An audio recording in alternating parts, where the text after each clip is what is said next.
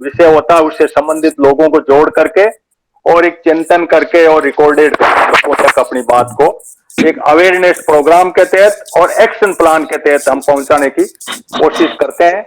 ओसी का संडे का 11:22 से शुरू होकर 11:30 पे हम अपनी बात को रखना शुरू करते हैं।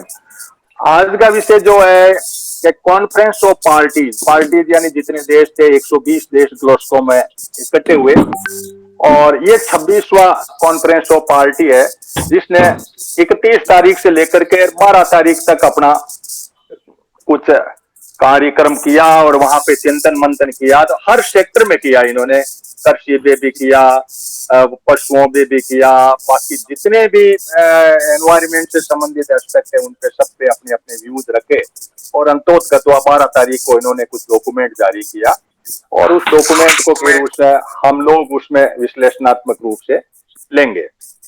अब मुद्दा ये आता है कि इस डॉक्यूमेंट के अंदर ये मानव और प्रकृति के संदर्भ में क्या डॉक्यूमेंट कितना खरा उतर रहा है, ये जो डॉक्यूमेंट आया है, और इसके अंदर हम फोकस पॉइंट एग्रीकल्चर को ले रहे हैं क्योंकि एक लाइफ लाइन के तौर पे है। तो क्या एग्रीकल्चर भी उसमें कुछ आई है या इन्होंने इंडस्ट्री को ही अपना फोकस पॉइंट और विकास की गंगा बहाने का जो जरिया बनाया है कि ये मान रहे हो कि भाई इंडस्ट्री चलेगी तो ये दुनिया, ये सृष्टि जो है ये चल जाएगी, ऐसा साहित्य हमारे इन्होंने जो सीओपी के जो मेंबर हैं इन्होंने सोचा हो। तो हम मानव और प्रकृति के केंद्रित इस बात को सोचना चाह रहे हैं कि ये COP26 जो हुआ है, इस COP26 में एक बात मीथेन की भी आई है कि मीथेन का बीबीसी का नहीं, इसका वाशिंगटन पोस्ट का था कि जो है काउ इन रूम के नाम से कि गायें कम करने से मीथेन कम हो जाएगी। इस तरीके के कई ऐसे एजेंडाज आए हैं। फिर कोयले की बात भी आई कि कोयला बिल्कुल बंद कर दिया जाए। फिर एक ये बात भी आई कि ये जो बहुत बड़ा ग्रुप है फॉसिल ऑयल का, फॉसिल एनर्जी का जो तेल का, जिसका कि 2022 के अंदर जो है यूएई और मिस्र मिलके इसको कराने जा रहे हैं। तो आखिर ये लोग मानव और प्रकृति के केंद्रित और कृषि के केंद्रित किस तरह से सोच रखते हैं, क्या डॉक्यूमेंट आया, इस पे हम अपनी बात को रखना चाहेंगे। तो वो हमारे रूपचंद जी अभी जुड़ नहीं पाए हैं, तब तक डॉक्टर अनिल आप ये बात रखें कि इस डॉक्यूमेंट के अंदर मोटा आपने साहित्य स्टडी किया हो या नहीं भी किया हो, लेकिन इस डॉक्यूमेंट में कोई विशेष हासिल न मानव केंद्रित हुआ और न इसमें प्रकृति केंद्रित हुआ। और यदि हम मानव केंद्रित में ये माने कि मानव का सस्टेन या मानव जिंदा तभी रहेगा जब ये कॉर्पोरेट जिंदा रहेगी या पैसा होगा या इंडस्ट्री चलेगी, तो एक इनका एक अपना एजेंडा हो सकता है। और सबसे बड़ी बात ये थी कि चीन और अमेरिका ने भी संयुक्त रूप से, चीन चाहे उपस्थित नहीं भी हुआ हो, लेकिन इन्होंने कुछ डॉक्यूमेंट पे ज्वाइंट हस्ताक्षर किए। तो क्या ये सब नौटंकी है इन कार्बन उत्सर्जन वाले देशों की, या हम लोग, हमारा प्रधानमंत्री पंच तत्व घोषित करके आ गया, ऐसे सोलर कर देंगे, ऐसे हम कर देंगे, बहुत बड़ा एजेंडा वहां पे भाषण देके आ गया। तो क्या भोजन के ऊपर आप, क्योंकि उसमें फूड टेक्नोलॉजी के एक्सपर्ट भी हैं, तो ये क्लाइमेट चेंज का जो मामला है, रूपचंद जी जुड़े हैं, तब तक हम आपसे कुछ अपेक्षा चाहेंगे कि क्लाइमेट चेंज का जो एजेंडा है इसके अंदर इन्होंने मीथेन का एजेंडा लेके गाय को भी किया और इस तरीके से कई बातें ऐसी भी डाली है कुछ बातें। तो विस्तृत डॉक्यूमेंट तो हम नहीं करना पाएंगे, लेकिन ये प्रकृति केंद्रित, या यो समझो कि प्रकृति के अंदर ये जो हमारी सतत कृषि, मैंने सस्टेनेबल एग्रीकल्चर वर्ल्ड इसमें आज के टॉपिक में लिया था, तो क्या एग्रीकल्चर इस क्लाइमेट चेंज के अंदर जिंदा रह पाएगी? आपके जो पेड़ पौधे हैं, खनिज हैं, तो उसके अंदर थोड़ा सा प्रकाश डालें। बाद में मैं, जब तक रूपचंद जी नहीं आएंगे तो फिर सुखदेव जी को लेना चाहूंगा आज के विषय में। तो डॉक्टर अनिल आप अपनी बात को रखें। नमस्कार जी सभी को। आज के जो मुख्य वक्ता हैं रूपचंद जी, मेरी उनसे बात हुई बस अभी अभी। उनके पड़ोस में ना कोई मिक्सर चल रहा है और वो उसकी आवाज बहुत आ रही है, तो थोड़ा सा कोई जगह ऐसी ढूंढ रहे हैं जहां से वो आवाज कम हो जाए और फिर वो बातचीत वो जुड़ पाए।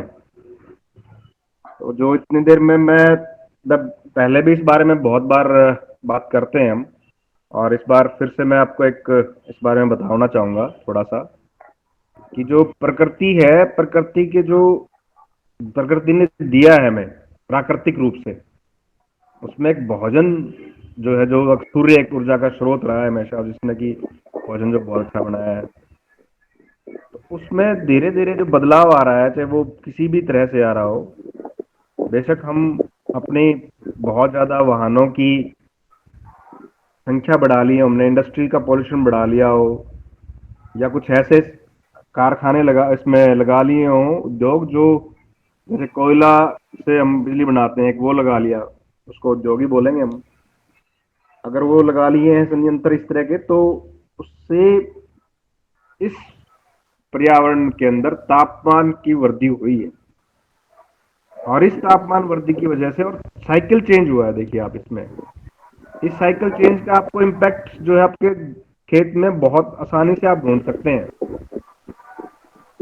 और सिर्फ इसी का नहीं, इसके साथ साथ अगर जो हम दूसरी चीजें यूज करते हैं, जैसे हम वीडिसाइड यूज करते हैं, फंगीसाइड यूज करते हैं, कुछ और दूसरी हर्बिसाइड्स यूज करते हैं, उनका भी कारण इसमें रहा है। जब भी अगर आप खेतों में जाएं तो देखेंगे, जो पहले एक ना काला सा गोल सा एक कीट होता था, जिसे हरियाणा में तो इस भिवानी हिसार में भूंड कहते थे, जो कि बहुत जल्दी किसी भी मैन्योर को मैन्योर बना देता था, कन्वर्जन कर देता था छोटे मटेरियल्स में, और उसकी बायो अवेलेबिलिटी जो थी, ताकि पौधा उसको आसानी से खास के उस भोजन को इस तरह का सोर्स बना देता था। देखिए दूसरी चीज क्या है कि जो पौधा, कोई भी पौधा होता है, वो 80% जो ऊर्जा है वो सूर्य से ही लेता है। अपना वजन, अगर मान लीजिए किसी पौधे का 100 किलो वजन हो गया है, तो उसको जो 80 किलो वजन है वो उसने सूर्य से ही सर्जन किया है, कार्बन डाइऑक्साइड को सर्जित करके उसने अपना कार्बोहाइड्रेट्स और बनाए हैं, सारे के सारे अपना भोजन बनाया है। उसने 20% जो है वो जमीन से ले पाता है वो, चाहे वो पानी के रूप में हो, और चाहे वो जो है सूखा सूखा जो वजन है, ड्राई वेट आप कह सकते हैं, पानी को हटा करके मिनरल्स हो, कुछ हो, तो वो जमीन से इतना ही ले पाता है। और अगर जब आप मिनरल्स देखेंगे, और इस तरह के कीट जो मैं बता रहा था, वो अगर नहीं अब उपलब्ध हैं, तो वो हमारे भोजन को, वो ठीक से, उस पौधे को भोजन ठीक से नहीं मिल पाएगा। आप अपनी एक इंसान की सेहत के हिसाब से लगा सकते हैं, अगर किसी इंसान की सेहत अच्छी नहीं होगी, तो वो दूसरे काम भी ठीक से नहीं कर पाता है।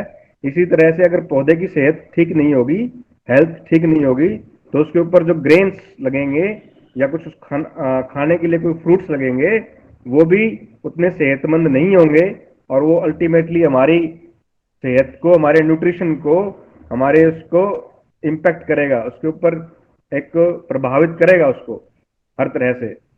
अगर आप दूसरी चीज, जब ये पर्यावरण चेंज होना शुरू हो गया है, ठीक है कि आपने अर्ली सोइंग वेराइटीज यूज करनी शुरू कर दी, थोड़ा सा लेट सोइंग वेराइटीज यूज करनी शुरू कर दी, स्मॉल कम टाइम में जो है पक जाती वो वैरायटी शुरू करनी शुरू कर दी, तो वो अपने जीन्स डाल के अप्राकृतिक रूप से तो कर दिया, उनको शुरू आरंभ कर दिया, वो यूज आपने करने भी शुरू कर दी, पर उनका साइज तो बढ़ जाता है, पर उनके अंदर फिर से वो न्यूट्रिशन नहीं आ पाते हैं, क्योंकि पौधे का न्यूट्रिशन लेने का जो, कितना तेज कर दोगे कि आप वो पानी कितनी तेजी से ऊपर की तक खींचेगा, कितने न्यूट्रिशन कितनी तेजी से खींच लेगा वो, तो वो जो कम टाइम है, इसीलिए बोलते हैं कि जो अमेरिकन गेहूं है, या जो कैनेडियन गेहूं है, जो पूरे एक एक, या ब्रिटिश गेहूं है जो पूरा एक एक साल तक चलता है उगाई, उसका एक साल का सोइंग पीरियड है, उसका क्रॉप पीरियड एक साल है, वो हम हमारे गेहूं से कई गुना न्यूट्रिशन उसमें ज्यादा है। तो इस बार हमारी जो धरती है उसमें सबसे ज्यादा न्यूट्रिशन है इस पूरे विश्व में, बट हमने वो चीजें कर करके, जीवाणुओं को मार करके, कुछ जीवों को मार करके वहां हमने जो डालना शुरू किया, और हमें मिलना कम हुआ, और इस वातावरण में भी हमने जो तापमान बढ़ा दिया, उस वजह से भी जो उसने कम लिया मिनरल्स उसमें से, वो भी एक दिक्कत की बात है। इसके अलावा अगर हम इसमें देखेंगे, तो कुछ जीवाणु होते हैं जी, जिनको आप फ्रेंडली माइक्रो ऑर्गेनिजम्स बोलते हैं, जो फिर से जो है हम कई बार डाल देते हैं कि राइजोबियम का टीका लगा के चने बो दो। तो अगर वो राइजोबियम के जो जीवाणु थे अगर वो हमारी जमीन में पहले ही थे तो अगर हमें उन चीजों की जरूरत नहीं होती, अगर हम राइजोबियम का टीका लगा कर वो लगा करके और वो बो देते उसको चने को या कुछ इस तरह से बोते। वो पहले ऑलरेडी इतने थे, हमने उनको तापमान से उनको वहां कृषि अवशेष को जला करके साथ में उसको विडिसाइड और पेस्टिसाइड स्प्रे कर करके उनमें जो हमने उनको मार दिया। एक दूसरी चीज इसके अलावा भी एक अन्य चीज ये है कि जितना हम पानी का प्रयोग अब करने लगे हैं, शायद फसल को इतने पानी की कई बार जरूरत नहीं होती, हम उस जरूरत से ज्यादा भी क्योंकि साधन हो गया है तो हम नीचे से पानी आसानी से निकाल पाते हैं, तो उससे भी जो है पौधे को थोड़े से अपने न्यूट्रिएंट लेने में दिक्कतें आती हैं। इसके साथ साथ अगर हम देखेंगे जो बात आप चित कर रहे थे कि ये सभी देश इकट्ठे हुए और सभी देश इकट्ठे होने के बाद इन्होंने इस तरह से बात की कि भाई सौर ऊर्जा के ऊपर काम करेंगे, वन सन, वन वर्ल्ड वन सन और वन ग्रिड के बारे में बात कर रहे थे जब ये, तो उसमें ना ग्रिड की बजाय ग्रीड ज्यादा दिखाई देता है ना, लालच ज्यादा दिखाई देता है। ठीक है, कुछ योजनाएं आई हैं, प्रधानमंत्री कुसुम योजना आई है जिसमें कि आप पंप सेट्स देंगे सभी को, पंप सेट्स देंगे अगर काफी लोगों को कुसुम योजना के तहत 75% सब्सिडी के साथ, जो 25% लोग लगाएंगे उसमें, उससे कितना फिर से वही होगा, दोहन कितना करेंगे उस जगह का, पानी कितना निकालवा लेंगे उससे। दूसरी चीज, ऐसा तो है नहीं कि आप उसको फ्री में दे रहे हैं किसान को। अभी 10 हॉर्स पावर का एक पहले जो 80,000 में मिलता था वो कुसुम योजना के तहत 1.25 लाख मिल रहा है, 1,25,000 का मिल रहा है। तो उसमें पेट्रोल चीजें ठीक है। अगर हम देखेंगे, अगर मैं मान लो मेरे सोलर पैनल मैं छत पर लगवा लूं सोलर पैनल और अपने जो है उस योजना के तहत मैं अपना कुछ बचाव कर लूं बिजली का, तो बिजली का अगर सिर्फ बचाव में अगर मेरे कुछ पैसे लग भी जाते हैं तो उसके साथ साथ अगर मैं ये भी देखूं कि उस पैसे से मैंने अपने देश के लिए, अपनी प्रकृति के लिए इतना कर दिया कि जो बिजली मुझे कोयले से मिलनी थी उस कोयले की बजाय मुझे वो सोलर से जनरेशन हो गई है। पर वो फिर से एक बात रहती है कि हम जो बनाए सोलर पैनल का ठेकेदारी किसको मिल रही है, कौन उसका पैनल लगा रहा है, किस क्वालिटी का पैनल लगा रहा है, इन बातों को भी थोड़ा सा ध्यान में रख करके फिर ही आगे बढ़ना पड़ेगा। ठीक है अनिल जी। अनिल जी, मैं आपको फिर इसके बीच में लेऊंगा। रूपचंद जी जुड़ चुके हैं। रूपचंद जी, हमें आप वहां ले चले। 31 तारीख से लेकर के और 12 तारीख तक बड़ा चिंतन मंथन हुआ, 120 देश इकट्ठे होकर के हुए। उन देशों ने मानव के ओरिएंटेड और प्रकृति के ओरिएंटेड, कौन सा है डॉक्यूमेंट? मानव के ओरिएंटेड का मतलब यदि हम ये समझते हैं कि इंडस्ट्री, फैक्ट्री और इसके तहत धन इकट्ठा करने के लिए हुआ तो एक व्यवस्था हो सकती है, लेकिन मानव को एक किस तरीके से होना चाहिए था नहीं हुआ। और प्रकृति के ओरिएंटेड होने से इन्होंने जो ग्लोबल वार्मिंग को 1.5 से 2.7 तक की ये सोचने लगे, 3 से बाहर भी निकाल लिया। तो इतना बड़ा एक सम्मेलन जहां दुनिया इकट्ठी हुई हो और उसके अंदर 1.5 से ऊपर ले जाने की जो बात आ गई थी, आखिर कहां ले जाना चाह रहे हैं, क्या सोच है, इसके ऊपर डाल करके फिर हम एक्शन प्लान की तरफ बढ़ेंगे। आज का सेशन हमारा 2 तरफा चलेगा, इन्होंने क्या किया और हम क्या करना चाहिए था, हमें क्या करना है। आखिर हम भी मानव हैं और प्रकृति को पसंद करने वाले लोग हैं, तो हमें कोई एक एजेंडे के फॉर्म में कुछ लाइनें हम भी अपनी इसमें ऐड करना चाहेंगे, जो भी साथी जुड़े हुए हैं। तो रूपचंद जी अपना माइक खोल के और हमें उस दिशा में ले जाए। सबको नमस्कार। लेट जुड़ने के लिए माफीनामा इसलिए है कि मेरे पास एक लेंटर पड़ रहा और शोर आ रहा था, मैं वो कमरा देख रहा था जहां शोर कम आए। तो मैं 3-4 बातें जो है वो COP26 से बात रखूंगा कि COP26 जो है ना तो इसने प्रकृति के बारे में सोचा है, ना ही मानवता के बारे में सोचा है। सोच अगर है तो उन्होंने कारपोरेट ओरिएंटेड एजेंडा बनाया है, कारपोरेट ओरिएंटेड एजेंडा। जिसकी हमें एक प्रूफ तो सामने मिलता है और दूसरा हमारा अंडरस्टूड है कि फॉसल फ्यूल की लॉबी जो थी मोर देन 500 पर्सन जो लोगों को फॉसल फ्यूल पर कन्विंस करने आए थे, वो हर कंट्री से अगर मुकाबला किया है तो उनकी डेलीगेशन जो था फॉसल फ्यूल की सपोर्ट में वो सबसे ज्यादा था।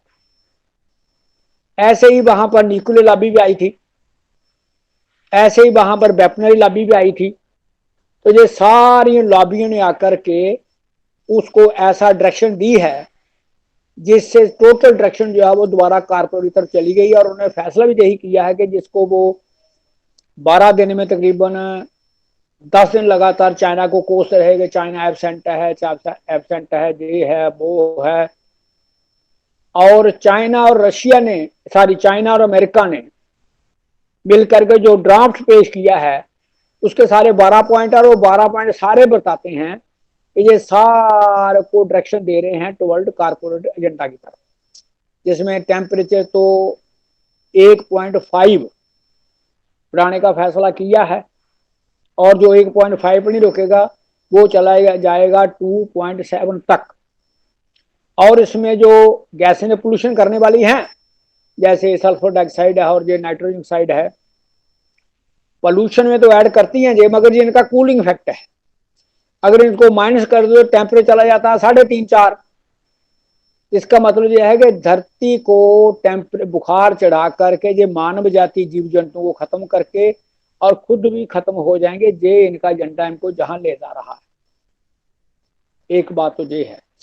दूसरी बात जो है वो ये है, जो नई चीज आई है सबसे पहले कि कुछ लोगों ने कैलकुलेट किया है अमेरिका की मिलिट्री का पोल्यूशन और उसके रेफरेंस से आया कि 1997 में जो कोटो प्रोटोकॉल हुआ था वहां कर जो दो इंडेक्स 1 और इंडेक्स 2 कंट्री बने थे, डेवलपिंग और डेवलप्ड का, और वहां उन्होंने मिलिट्री का जो पोल्यूशन है वो उन्होंने निकलवा दिया कि मिलिट्री का पोल्यूशन किसी कंट्री का भी, चाहे नाटो का हो, सीटो का हो, वार्सा पैक्ट का हो, किसी का वो कैलकुलेट नहीं होगा। तो इस वक्त जो उन्होंने सिर्फ अमेरिकन मिलिट्री पर कैलकुलेशन किया है 140 कंट्री से ज्यादा पोल्यूशन जो है वो अमेरिकन मिलिट्री करती है। जब सबसे ज्यादा पोल्यूशन सेक्टर वाला जो है वो आर्मर्ड सेक्टर और मिलिट्री सेक्टर है, और अभी ये इंटरनेशनल स्पेस में शिप चलते हैं या प्लेन जाते हैं, ये भी किसी खाते में नहीं आते हैं। तो ये जो 3-4 चीजें इन्होंने कारपोरेट के हक में इनको क्लोज रखा है, ये सामने नहीं आने देते हैं। एक सप्लीमेंट्री बात और है कि ये फॉसल फ्यूल को बहुत कोस रहे हैं, मगर जो trillions of dollar fossil fuel को सब्सिडी देते हैं उसकी कभी डिस्कशन में आई नहीं है। WTO हमेशा एग्रीकल्चर की सब्सिडी को कोसता है, वो इंडस्ट्री की सब्सिडी को कोसता है, मगर फॉसल फ्यूल की सब्सिडी को WTO कोई भी कंट्री नहीं कोसता। इसका मतलब ये फॉसल फ्यूल जो है वो वार मॉन्गरिंग के लिए बहुत जरूरी है और इसलिए उस पर सब्सिडी जो है वो हिडन एजेंडा से दे रही है। ये सारी बातें ये बताती हैं कि COP का जो फैसला है वो ना तो इंसानों के हक में है और ना ही प्रकृति के हक में है। और जो वो एजेंडा उन्होंने दिया है, ये जो अपने वाले पैसे मांगते हैं, ये सारे कारपोरेट एजेंडे चढ़े हुए हैं, ये उनसे 100 बिलियन मांग रहे हैं। अपने वाले प्रधानमंत्री ने मांग दिया 1 ट्रिलियन। और जॉनसन ने जो कहा कि अगर कोयला बंद करना है तो हमने न्यूक्लियर प्लांट लगाना पड़ेंगे छोटे छोटे। इसका मतलब ये है कि एक साइड से निकल करके अब दूसरी साइड में जाना चाहते हैं। रही बात ये जो हमें सब्ज बाग दिखा रहे हैं इसके रिन्यूएबल एनर्जी के, रिन्यूएबल एनर्जी में पढ़ते हैं रेयर अर्थ एलिमेंट, और जो आप इसे साइंस पढ़े होंगे वो रेयर अर्थ एलिमेंट का नाम से पता लग जाता है कि ये रेयर हैं, ये बड़े कम क्वांटिटी में हैं। और जो कम क्वांटिटी वाले जब लार्ज स्केल इस्तेमाल करो तो एक स्टेज 30 साल के बाद वो स्टेज आ जाएगी कि जब रेयर अर्थ एलिमेंट अर्थ में रहेंगे ही नहीं। जैसे एक कोयले की स्टेज खत्म होने आ रही है, पेट्रोल की स्टेज खत्म होने की आ रही है, आयरन की स्टेज आ रही है खत्म होने की, तो जब रेयर अर्थ एलिमेंट नहीं रहेगी तो एनर्जी कहाँ से है भाई। इसलिए मेरा ये मानना है कि अब इन्होंने गाड़ी को और एक्सेलरेटर दबा दिया और आगे खींचने और एजेंडा ड्रिल करने के लिए कभी ये मीथेन को सेंटर में ले आते हैं, कभी कुछ और को सेंटर में ले आते हैं। और रियल डेंजर जो है वो वार लॉबी का और कारपोरेट सिस्टम से जो है उसको जो हिडन एजेंडा में रखते हैं। इसलिए अपना फर्म ओपिनियन है कि जब तक टोटल एजेंडा जो है प्रो नेचर प्रो ह्यूमन नहीं लाया जाए, उसके मुताबिक लोग अपना नहीं सोचें, विचार नहीं बनाएं, बाकी आगे बात चलना मुश्किल है। धन्यवाद। जहां तक रूपचंद जी ने जो बात लाई वो ये लाई कि फॉसिल लॉबी वार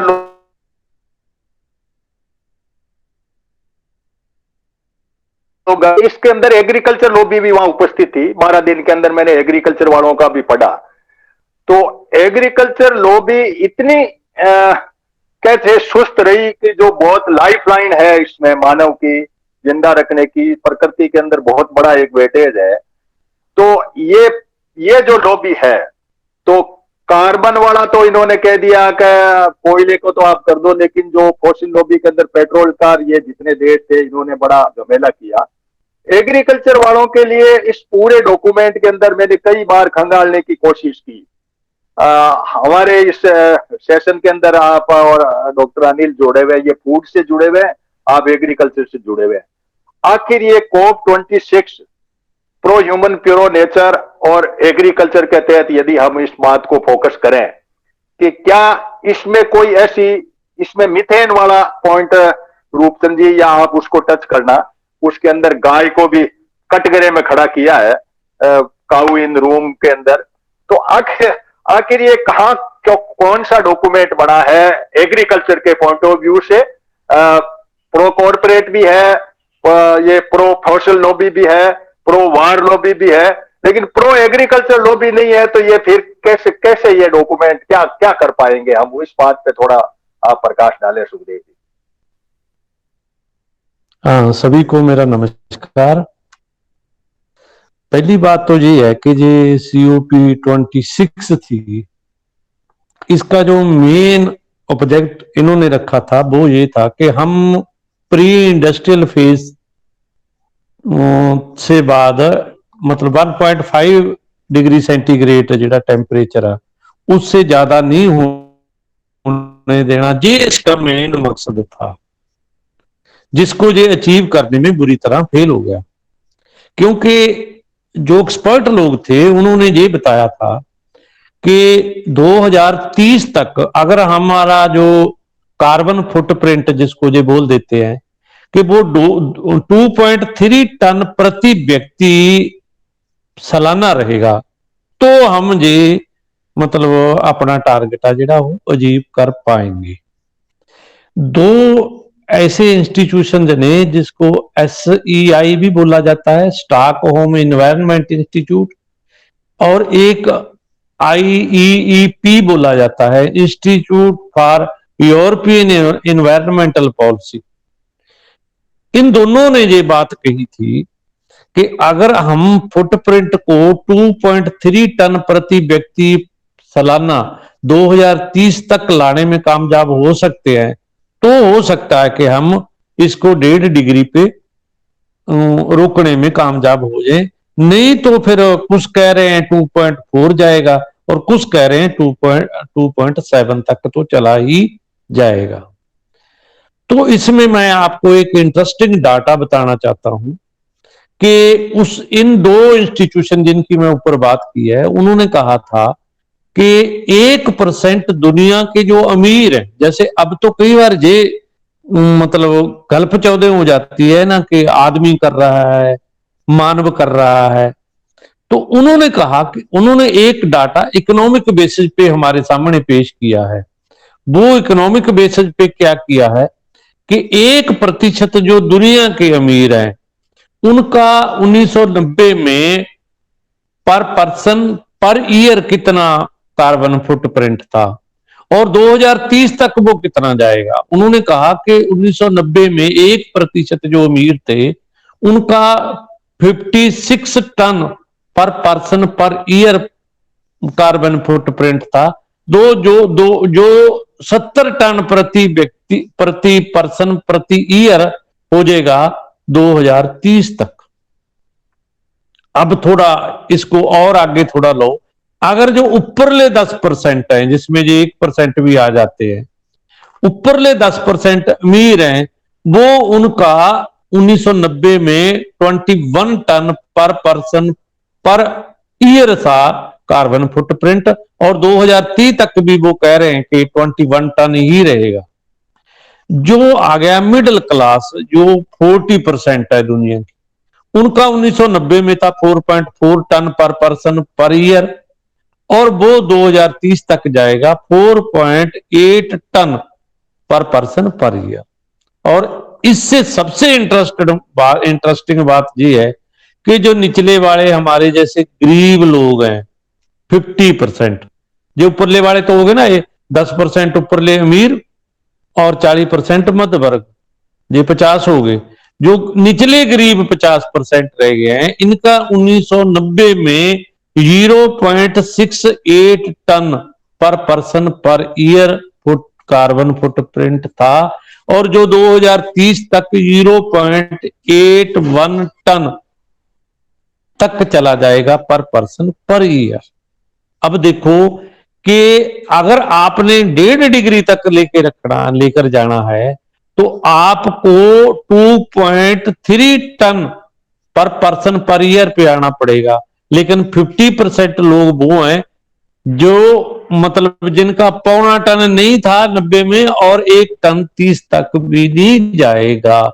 इसका मतलब एक तो दुनिया का अगर एवरेज इनका सबका निकाल ले तो 1990 में 4 टन था, और 2030 तक 4.48 टन तक चला जाएगा। चाहिए कितना? 2.3। चला कितना जाएगा? 4.48, मतलब डबल से भी ज्यादा चला जाएगा। इसलिए ये जो मतलब इकोनॉमिक बेसिस पे जब हम इनको देखते हैं तो इनका मतलब ही ये है कि ये सारे का सारा ये इंडस्ट्री के एंगल से ही जो चल रहा है। इसलिए ये जो लोग कह रहे हैं कि मानव कर रहा है, तो 1% मानव तो यार 70 टन तक चला गया, और 50% मानव जो वो 0.81 पर जाएगा, वो भी 2030 तक। फिर मानव में क्या 1% वाले में और 50% वाले में हम कोई डिस्टेंस नहीं करेंगे, उसमें कोई फर्क नहीं डालेंगे। दूसरी बात जो एग्रीकल्चर की है वो ये है कि जो एग्रीकल्चर का पैटर्न आज दुनिया में है वो तो खुद ही इंडस्ट्रियल एग्रीकल्चर का पैटर्न है। उसकी लॉबी है जो, वो भी तो इंडस्ट्री वाली लॉबी है ज्यादातर।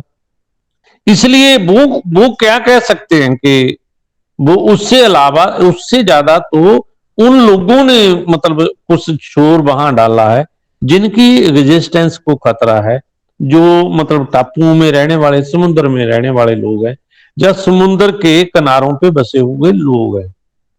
इसलिए अगर आप इन्वायरमेंट, पहली बात तो ये है कि 1.5 डिग्री तक लेकर जाना भी बहुत बड़ा क्राइम।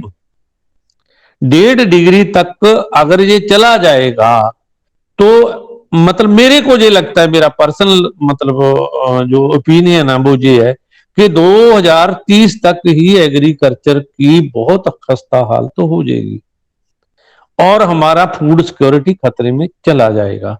और जिसकी एक एग्जांपल आप देख सकते हो कि पूरी दुनिया में पिछले 5 सालों में महंगाई डबल से ज्यादा हो गई है खाने वाली चीजों की। मतलब मैं इसकी नहीं बात कर रहा फोसल फ्यूल की, दूसरी तीसरी की, कारों की क्या रेट हो गया, या दूसरे का जो कार्ब मतलब जो इंडस्ट्री से आने वाली चीजें, मैं उनकी बात नहीं कर रहा। मैं सिर्फ खेती के प्रोडक्शन की बात कर रहा हूं। उसकी वजह ये है कि क्लाइमेट चेंज की वजह से खेती को बहुत ज्यादा नुकसान हो रहा है।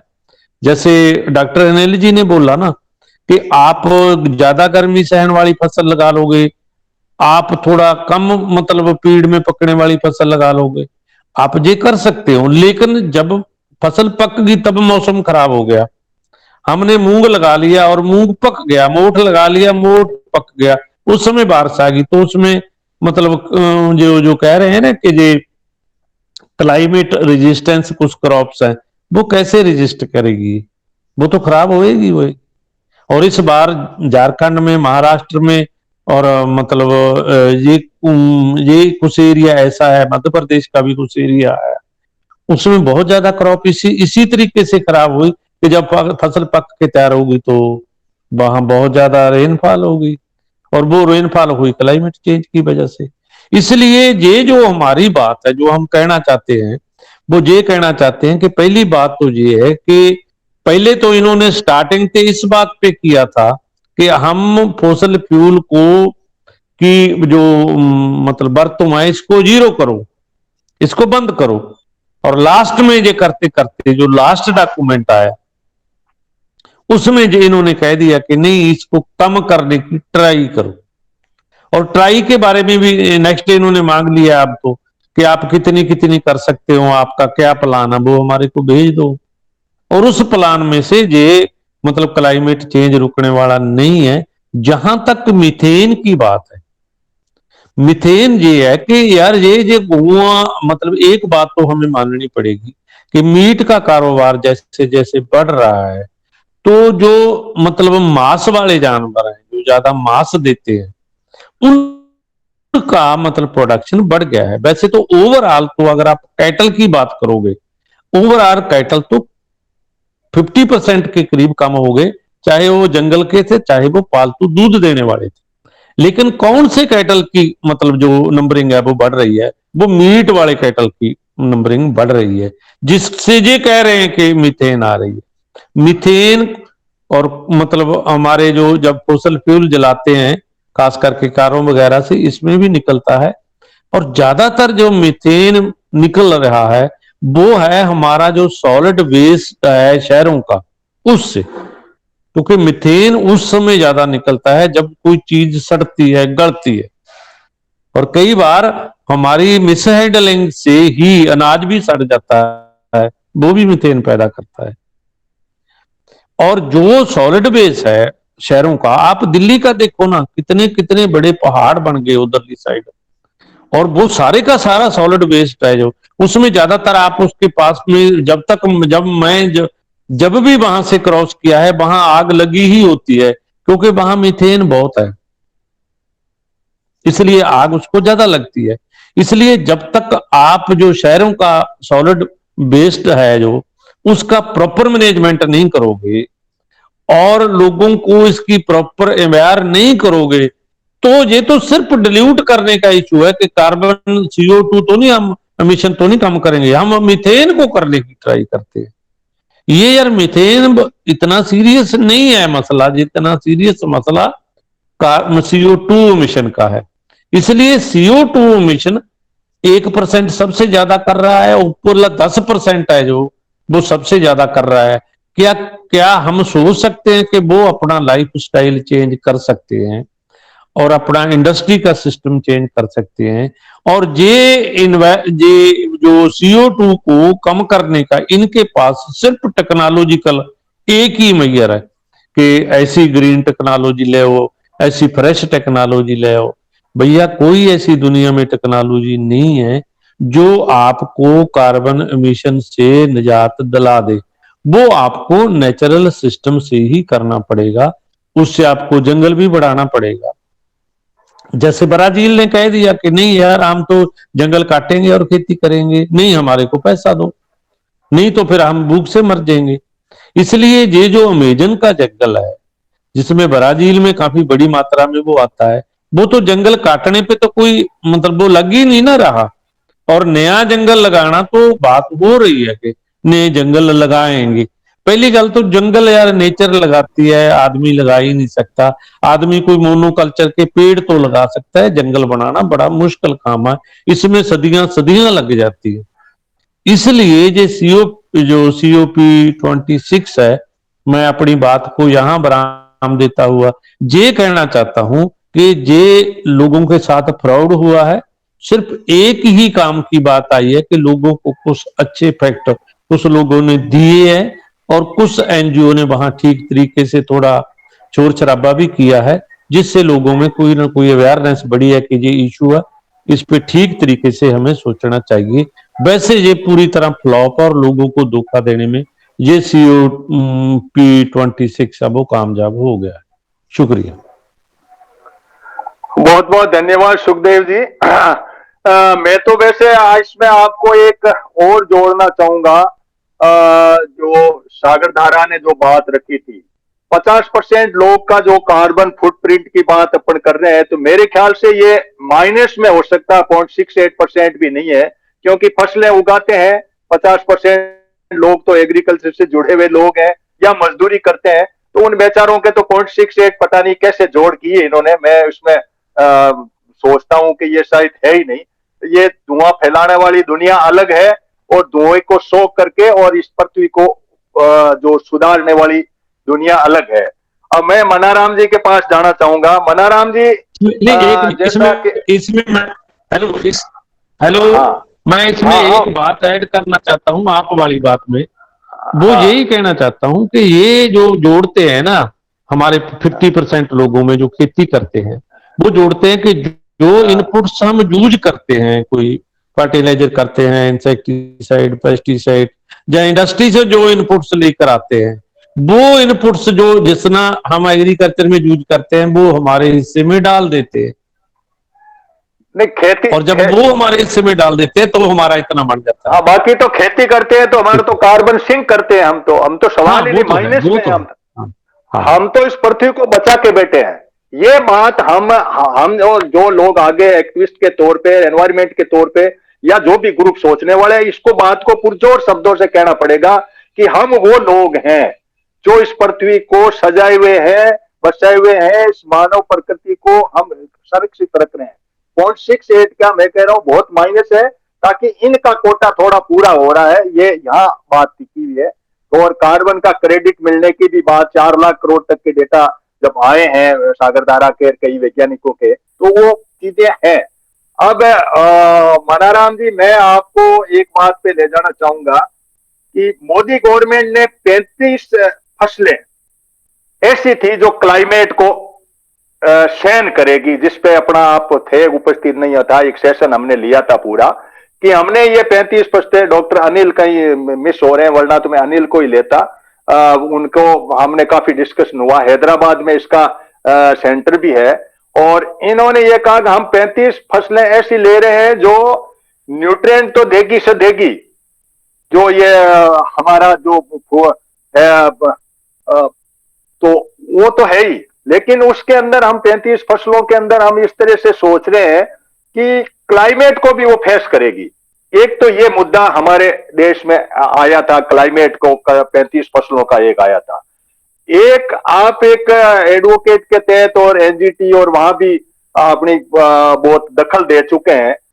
तो एक एक्शन प्लान के तहत हम क्या एक्शन प्लान बनाए, हमारे ग्रुप के अंदर के लोगों को जोड़ करके एक ऐसा प्लेटफॉर्म और मंच बनाए, काफी लोगों को एक मंच पर लाए, और एक ऐसा डॉक्यूमेंट्री या ऐसा संघर्ष या ऐसा विजन या ऐसे हम पैम्पलेट्स या इस तरह का अवेयरनेस प्रोग्राम को भी डालें कि भाई आखिर ये है एक्शन प्लान। COP26 ने जो बात कही है उससे परे ये एक एक्शन प्लान है जो कुछ एक्शन करने से हो सकता हो कि मानव और प्रकृति और ये सभ्यता और खेती बच सकती है। इस पे थोड़ा प्रकाश डालो आप।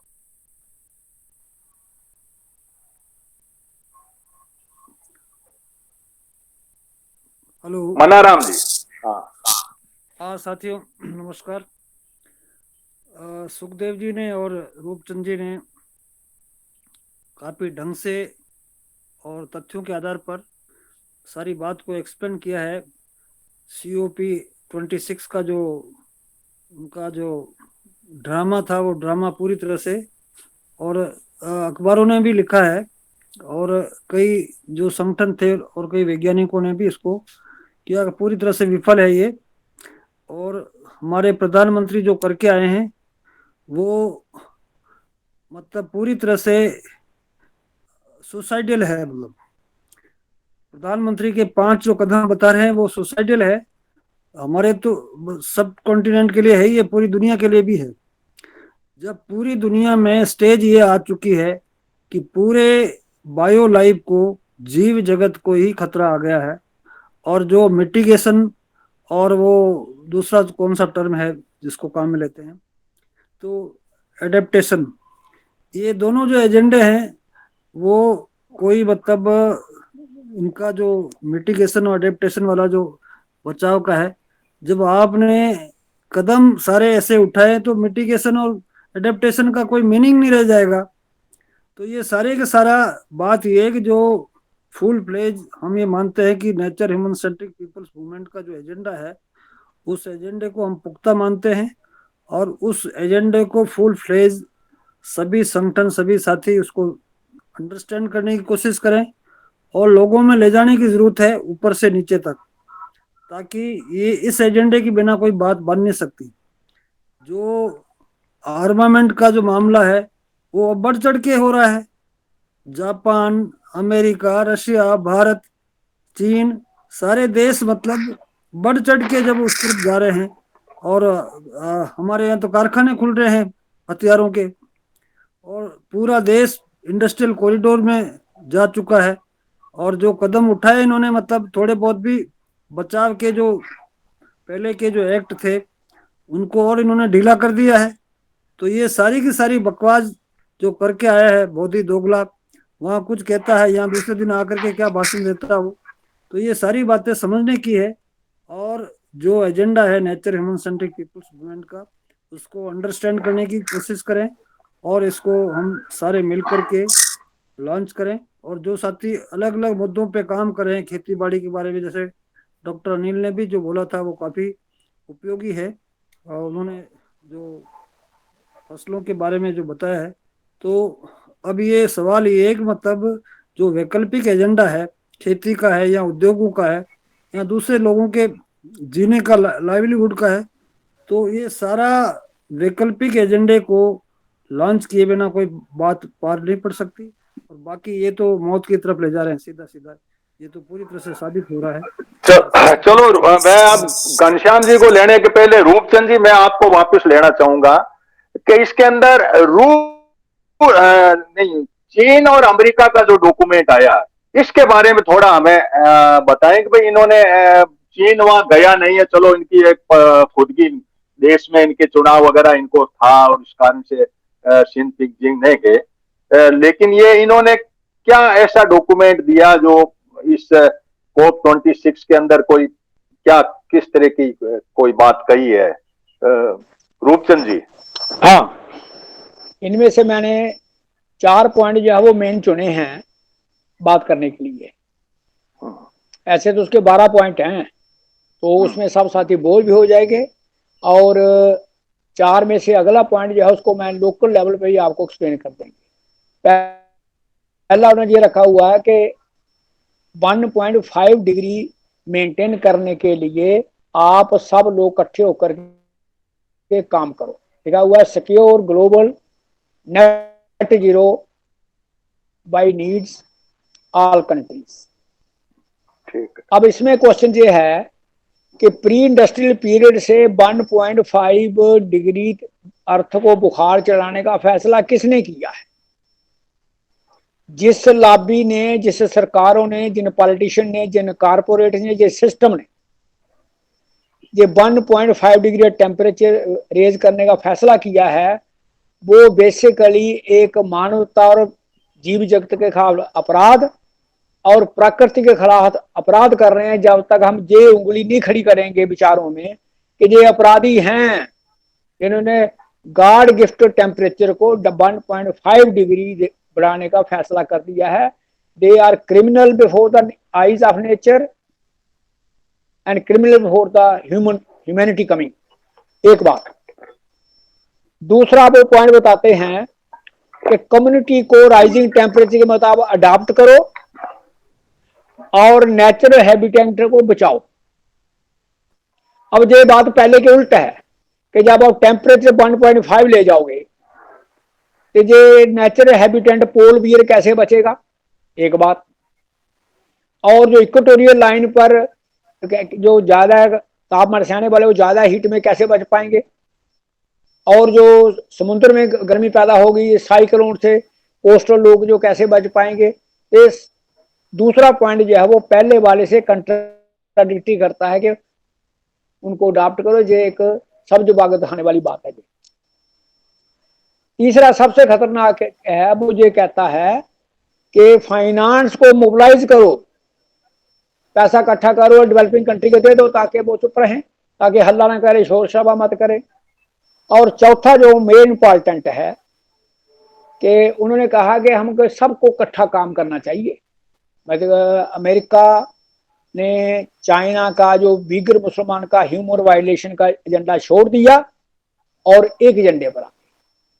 और चाइना ने भी अमेरिका की जो एंटी चाइना पॉलिसी ली हुई थी उसको उन्हें साइड लाइन करके वो एक एजेंडे पर आ गए कि लोगों को अपने नए एजेंडे पर कैपिटलिस्ट सिस्टम को कैसे आगे बढ़ाया जाए, क्योंकि यही दो बड़े मेन पोल्यूटर हैं। इन्होंने दोनों ने हाथ मिला के फैसला कर दिया है और ये फैसला जो है सुइसाइडल। और चौथे पॉइंट में एक्सप्लेन ये करते हैं वो शानदार बात जो है कि एक तो जो पेरिस का जो एनडीसी बना था पेरिस में, उसको लागू करने के लिए रूल बुक बनाया।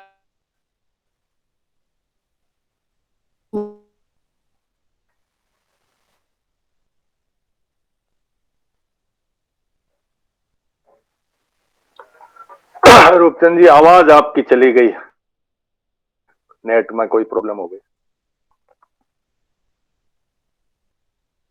चलो ठीक है, हम अब घनश्याम जी आप अपनी बात को रखे। रूपचंद जी का टेक्निकल प्रॉब्लम आ गई कि इस कॉरपोरेट की दुनिया में, हाँ रूपचंद जी आप बीच में मिस हो गए थे। और डॉक्टर अनिल आप जुड़े हैं। डॉक्टर अनिल, एक मेरा आपसे निवेदन था कि 35 वेराइटीज के ऊपर अपना पूरा डिस्कशन हुआ था, जो क्लाइमेट और न्यूट्रिएंट के बारे में। तो न्यूट्रिएंट की बात तो आपने बता दी कि भाई इस तरह से उगार हो सकता है वो CRRI का मटर हो, लेकिन ये क्लाइमेट के बारे में होने में कोई ऐसी हम प्रगति करें, इसमें गाइड करें हम, कि डिस्कशन हम काफी कर चुके हैं।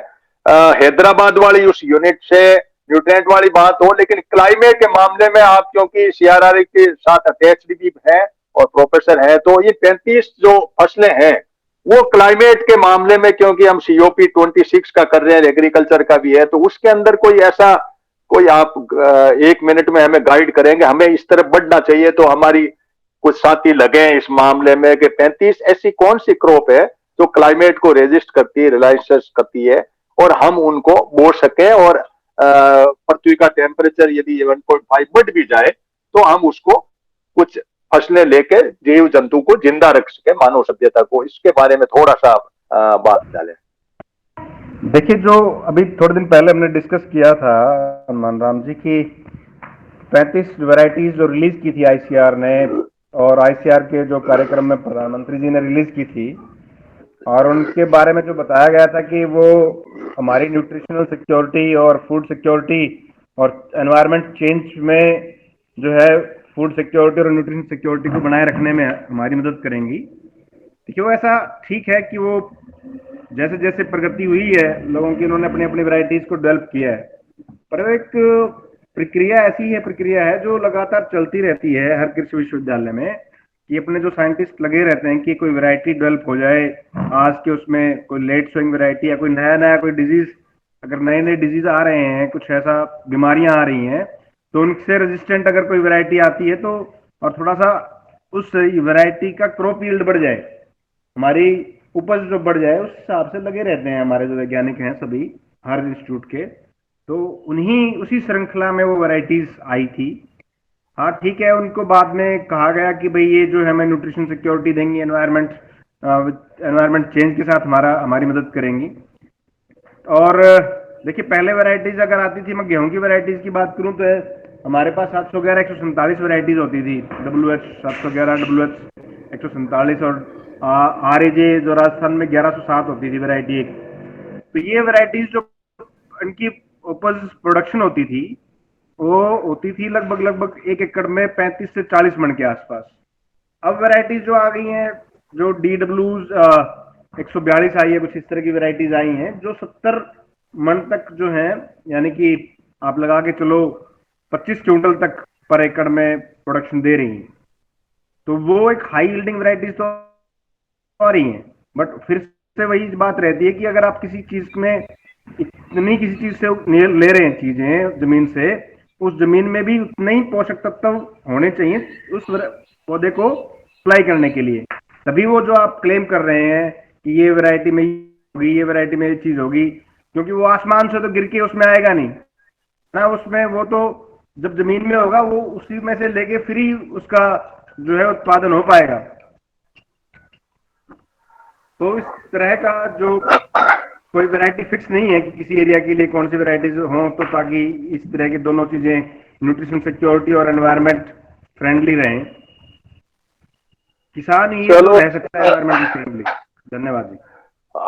चलो सुखदेव जी, ये 35 वैरायटी के बारे में थोड़ा सा कोई टीम को लगा के डॉक्टर अनिल से और आईसीआर से करके, और हम थोड़ा सा इसमें भी जानना चाहेंगे कि आखिर ये क्या 1.5 डिग्री हमारा टेम्परेचर बढ़ेगा तब भी कुछ करेगी, या क्योंकि क्लाइमेट के बारे में उन्होंने कहा है, जब इसको लॉन्च किया गया तो 2 मुद्दे बात आए थे कि न्यूट्रिएंट होंगे बहुत सारे उसमें, और ये क्लाइमेट को भी, तो क्लाइमेट वाली मुझे जची तो ये COP26 आ भी रहा था सामने, तो मेरे दिमाग में बात थी। तो अब घनश्याम जी, आप अपने स्तर पे कॉरपोरेट की इस दुनिया में, हम ये लॉबिंग के इस जंजाल में, जैसे फॉसिल ऑयल का लॉबिंग आया और इन्होंने पूरा हमारा COP26 के अंदर दखल किया, और इस तरीके से वार वाला लॉबिंग भी, जैसा रूपचंद जी ने कहा, एग्रीकल्चर का लॉबिंग बड़ा शिथिल सा रहा, ढीला ढाला रहा। तो हम इस तरह से ये जो हमारे अंतर्राष्ट्रीय जितने भी समझौते होते हैं या इस पे कोई डॉक्यूमेंट बनता है, तो उस डॉक्यूमेंट में आखिर हम क्या जाते हैं आते हैं, या कोई ऐसी बात का है, या हमारे जैसे लोग फिर उसमें क्या उसमें सेंध लगाए, जैसे कह रहे हैं कि कई एनजीओ ने नारे भी लगाए, विरोध भी जताया, लेकिन विरोध वो नकार खाने में तूती की आवाज बन के रह गई, वहां लग गए हैं लोग, जो मैंने भी टीवी वगैरह मीडिया में कई जगह देखा, यूट्यूब पे देखा, तो मुझे लगा कि बड़ा यो प्रॉब्लम है। तो इस पे आप थोड़ा फोकस डालें। सभी साथियों को नमस्कार। देखो, जब से ये प्रॉब्लम आई क्लाइमेट चेंज की, पूरी मानव जाति मौत की तरफ जा रही है। 1900 आगे तो 1970 के दशक के बाद से ही, लेकिन ये संयुक्त राष्ट्र संघ के जरिए शासक वर्ग ही इस बात पर आया कि हम इस समस्या को ठीक करेंगे। तो 92 का जो पृथ्वी सम्मेलन हुआ था उस समय और उसके बाद तक तो ये वादा करते रहे, अंतर्राष्ट्रीय जो सम्मेलन होते थे उसमें ये कहते रहे कि हम इमिशन कम करेंगे, और 2012 तक तो इन्होंने फिर चेंज कर दिया मामला। पहले तो कहा ग्रीन हाउस गैसेज कम करेंगे, जब 0.8 डिग्री टेम्परेचर बढ़ा था एवरेज, तो उस समय तक ये बोलते रहे थे कि हम इमिशन कम करेंगे। और 2015 में पेरिस में आके इन्होंने उद्देश्य ही बदल दिया कि टेम्परेचर कम करेंगे। जब टेम्परेचर 1 डिग्री से थोड़ा ऊपर जा रहा था तो उस समय ये कह रहे थे कि हम 10 डिग्री से ज्यादा टेम्परेचर बढ़ने नहीं देंगे। पेरिस तक तो इन्होंने अपना उद्देश्य ही चेंज कर दिया। इमिशन इसका मतलब और बढ़ाएंगे। तो इमिशन कम करने का जो प्रोसेस था इनका 2092 से पृथ्वी सम्मेलन, और बाद में 2002 का जोहान्सबर्ग सम्मेलन किया, 2007 में बाली सम्मेलन किया, फिर तो इन्होंने एक्चुअल में ये इनको उद्देश्य वो था ही नहीं ग्रीन हाउस गैसेज को या कम करने का या ग्लोबल वार्मिंग को कम करने की इनकी दिशा थी नहीं। उल्टा इन्होंने तो जनता को भ्रमित किया, और जो सिंसियर जो वैज्ञानिक थे, जो सोशल वर्कर थे, जो इस प्रॉब्लम को सीरियसली ले रहे थे, उन सबको इन्होंने आम जनता को कंफ्यूज किया और भ्रम लगातार बढ़ाते जा रहे। और अब ये जो COP26 जो 26 कॉन्फ्रेंस ऑफ पार्टी की जो 26वीं बैठक कर रहे हैं, इसमें और कंफ्यूजन के मामले डाल दिए, मीथेन गैस को और आगे लिया है, और सारे बातें कर रहे हैं जीरो। हमारे प्रधानमंत्री ने कहा 2070 तक हम जीरो इमिशन कर देंगे, तब तक तो पूरा बंटाधार हो जाएगा पूरी सिस्टम का। अब जो ताकत है हमारे हिसाब से कि इसका जो हनुमान जी कह रहे हैं कि इसके इंटरनेशनल लेवल पर क्या डॉक्यूमेंट हो। अब सुखदेव जी ने बताया ना कि 1% लोगों की जो लाइफ स्टाइल है, जो अमीर है 1% दुनिया के, वो है मेन तो रेस्पॉन्सिबल ये कार्बन फुटप्रिंट का जो बढ़ा रहे हैं मानव जाति के लिए घातक, उनकी लाइफ स्टाइल ही हो गई है। और वो लाइफ स्टाइल हुई क्यों? इंडस्ट्रियल युग से अब तक वो इस लेवल पर कैसे चले गए कि ये जो सिस्टम है, ये सिस्टम जो पैसे कमाने को किसी भी तरीके से मुद्रा फॉर्म में पैसे इकट्ठा करने को और उसी के मुताबिक बाजार की एजेंसी के जरिए, बाजार व्यवस्था के जरिए पूरे मानवीय संसाधनों को और प्रकृति के संसाधनों को कुछ लोगों के मिसयूज करने के लिए, बर्बाद करने के लिए इस्तेमाल करने का एक व्यवस्था बन गई है। हमें इस व्यवस्था का विकल्प देना पड़े। जैसे अभी बेजोस और वो गए ना अंतरिक्ष में, कि हम अंतरिक्ष में पर्यटन उद्योग चलाएंगे। अब उनकी दिशा किस टाइप की है, और पूरी प्रकृति के रिसोर्सेज चाहे दुनिया में किसी भी जगह पर हो, ये जो इंफ्रास्ट्रक्चर जिसे ये विकास कहते हैं, वो उस दिशा में बना रहे हैं कि किसी भी इंटीरियर से इंटीरियर जगह पर कोई प्राकृतिक संसाधन है और अमीर हजारों किलोमीटर दूर बैठा उसकी डिमांड करे तो उस तक वो पहुंच जाना चाहिए। उस हिसाब का स्ट्रक्चर बन रहा है और उसी को ये विकास कहते हैं। और वही फॉसिल फ्यूल्स वगैरह को नष्ट करने का, ये ग्लोबल वार्मिंग जो क्रिएट करने का ये पूरा सिस्टम है। और अब जो आशा है वो यही है कि आम जनता जो कि सोच रही है, इन सिस्टम का हमें विकल्प देना पड़ेगा। और जो धन आधारित जो आपने व्यवस्था बनाई है, विकास का भी मॉडल धन के मुताबिक बनाया है, और आप जो सही है क्या है, गलत क्या है, वो भी आप मुद्रा के रूप में जो मानते हो, इस मानसिकता को बदलना पड़ेगा, जिसमें एक और हर चीज को ये बिकाऊ माल के रूप में बनाने की ये जो बेचने की जो टेंडेंसी है, इस पर भी हमें प्रश्न चिन्ह क्या हमें विकल्प देना पड़ेगा कि आप हवा कौन सी फैक्ट्री पैदा की है, उसको बेचने का अपराध घोषित करने की मानसिकता क्रिएट करनी पड़ेगी। पानी को कौन बेचे, पानी कोई फैक्ट्री में उत्पादन थोड़ी हुआ है, उल्टा पेनल्टी दे अभी तक कि पानी को आप जो पूरी दुनिया में बिल्कुल बैठा हुआ पानी पीने लायक था पशुओं के और इंसानों के, उस सबको पोल्यूट किया और आप बेचने का राइट किसने दे दिया। तो पानी, हवा, इनको बेचने खरीदने का मामला ही आपराधिक घोषित होना चाहिए मेंटलिटी में पहले। और फिर इनकम जो डिफरेंस, ये जो योग्यता के नाम पर ये कह देते हैं कि कोई अरबों रुपए अगर कमा ले, 1 घंटे में करोड़ों रुपए कैसे कमा लेता है एक आदमी, ये कोई योग्यता थोड़ी है, ये तो अपराध है। ये पूरे प्रकृति और इंसानियत और जीव जंतुओं के खिलाफ अपराध बनता है। ये इस स्थिति का कोई मानसिकता क्रिएट करनी पड़ेगी लोगों में, जिसे ही कहते हैं कि जो प्रकृति मानव केंद्रित जन आंदोलन। ऐसा कोई आंदोलन का मतलब ये नहीं कोई लड़ाई झगड़ा, पूरा मानसिकता बदलने का पूरा एक विशिष्ट मानसिकता बनानी पड़ेगी, तब जाके आप इस ग्लोबल वार्मिंग का आपको मुकाबला कर सकते हो। जिसमें आप कहना चाहिए कि मिनिमम किसी के पास, हर एक के पास करेंसी हो, लेकिन अमीर वगैरह 2-3 गुना 4-5 गुना ले ले, उससे ज्यादा तो अपराधी घोषित किया जाए ना, कि वो अगर हद से ज्यादा अगर पैसा किसी के पास है, मिनिमम से 2-3 गुना या 5 गुना, हम कहते हैं यदि 5 गुना हो अधिकतम पैसा किसी के पास, तो वो एक इलाज है कि वो फिर जब पैसा ज्यादा है किसी के पास और पैसे के मुताबिक बाजार की आपने व्यवस्था दी है कि वो डिमांड उसकी पूरी होती है, तो प्रकृति का दोहन करता है और दोहन ही नहीं, वो बर्बादी करता है, क्योंकि आपने व्यवस्था दे दी है कि पैसे वालों के लिए सारी व्यवस्था बन रही है। और ये कार्बन फुटप्रिंट वाला जो सुखदेव जी ने वो आंकड़ा बताया है, उसमें यही है कि 1% लोग भारी उसकी जो लाइफ स्टाइल ऐसी है वो ग्लोबल वार्मिंग की प्रॉब्लम है। और हनुमान नीचे वाले तो बिल्कुल ही नहीं, 50% नीचे वाला। इसलिए एक पूरा हम अपने पास जो nature woman centric people's movement वाले जो आरपी साहब ने एक पूरा खाका दिया है, वो अगर अपन उसमें से कुछ पॉइंट ले ले, इनकम डिफरेंस का भी ले और एग्रीकल्चर का जो, इसको अपन एग्रीकल्चर केंद्रित पूरा विकास होना। अभी तो इंडस्ट्री केंद्रित है, सड़कें जो बन रही है वो इंडस्ट्री के मुताबिक, जो मकान की डिजाइन है वो ग्लोबल वार्मिंग को क्रिएट करने वाली है। अगर एग्रीकल्चर को केंद्र में रखे मकान की डिजाइन, सड़क की डिजाइन और सारे इंफ्रास्ट्रक्चर अगर बनता है, पानी का प्रबंध का बनता है, अब पानी का प्रबंध भी और इंडस्ट्री के मुताबिक घर घर नल पहुंचा देंगे, लेकिन घर घर नल के साथ पानी का सोर्स जो पुराने टाइम के वाले भी थे, नए वाले भी, नहरें वगैरह उनका मैनेजमेंट, ये एग्रीकल्चर केंद्रित और मानव के और जीवों के पानी की व्यवस्था के हिसाब से अगर बनाया जाए तो ग्लोबल वार्मिंग ठीक हो सकती है।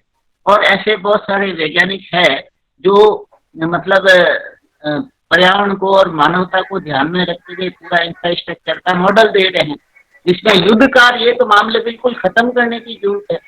इसलिए पूरा जो व्यवस्था चल रही है इसका पूरा विकल्प देना पड़ेगा, किसी पार्ट में विकल्प अपन नहीं दे सकते। यानी बाजार का विकल्प, पॉलिटिक्स का विकल्प, इकोनॉमी का विकल्प, विकास का जो मॉडल है इसका विकल्प, ये सारा विकल्प की पूरी मानसिकता क्रिएट हो और फिर चैलेंज करे कि आप पूरी मानव जाति के लिए मतलब चलो ठीक है घनश्याम जी, आपने बहुत बड़ी बात कही। अब मैं लाल सिंह जी को लेऊंगा, सुखदेव जी से उस पे मैं काउंटर चाहूंगा। लाल सिंह जी, देश के हर 120 कंट्रीज इकट्ठे हुए कोप में तो चाबियां उनके हाथ में थी पृथ्वी बचाने की, हमारे नेताओं के हाथ में थी।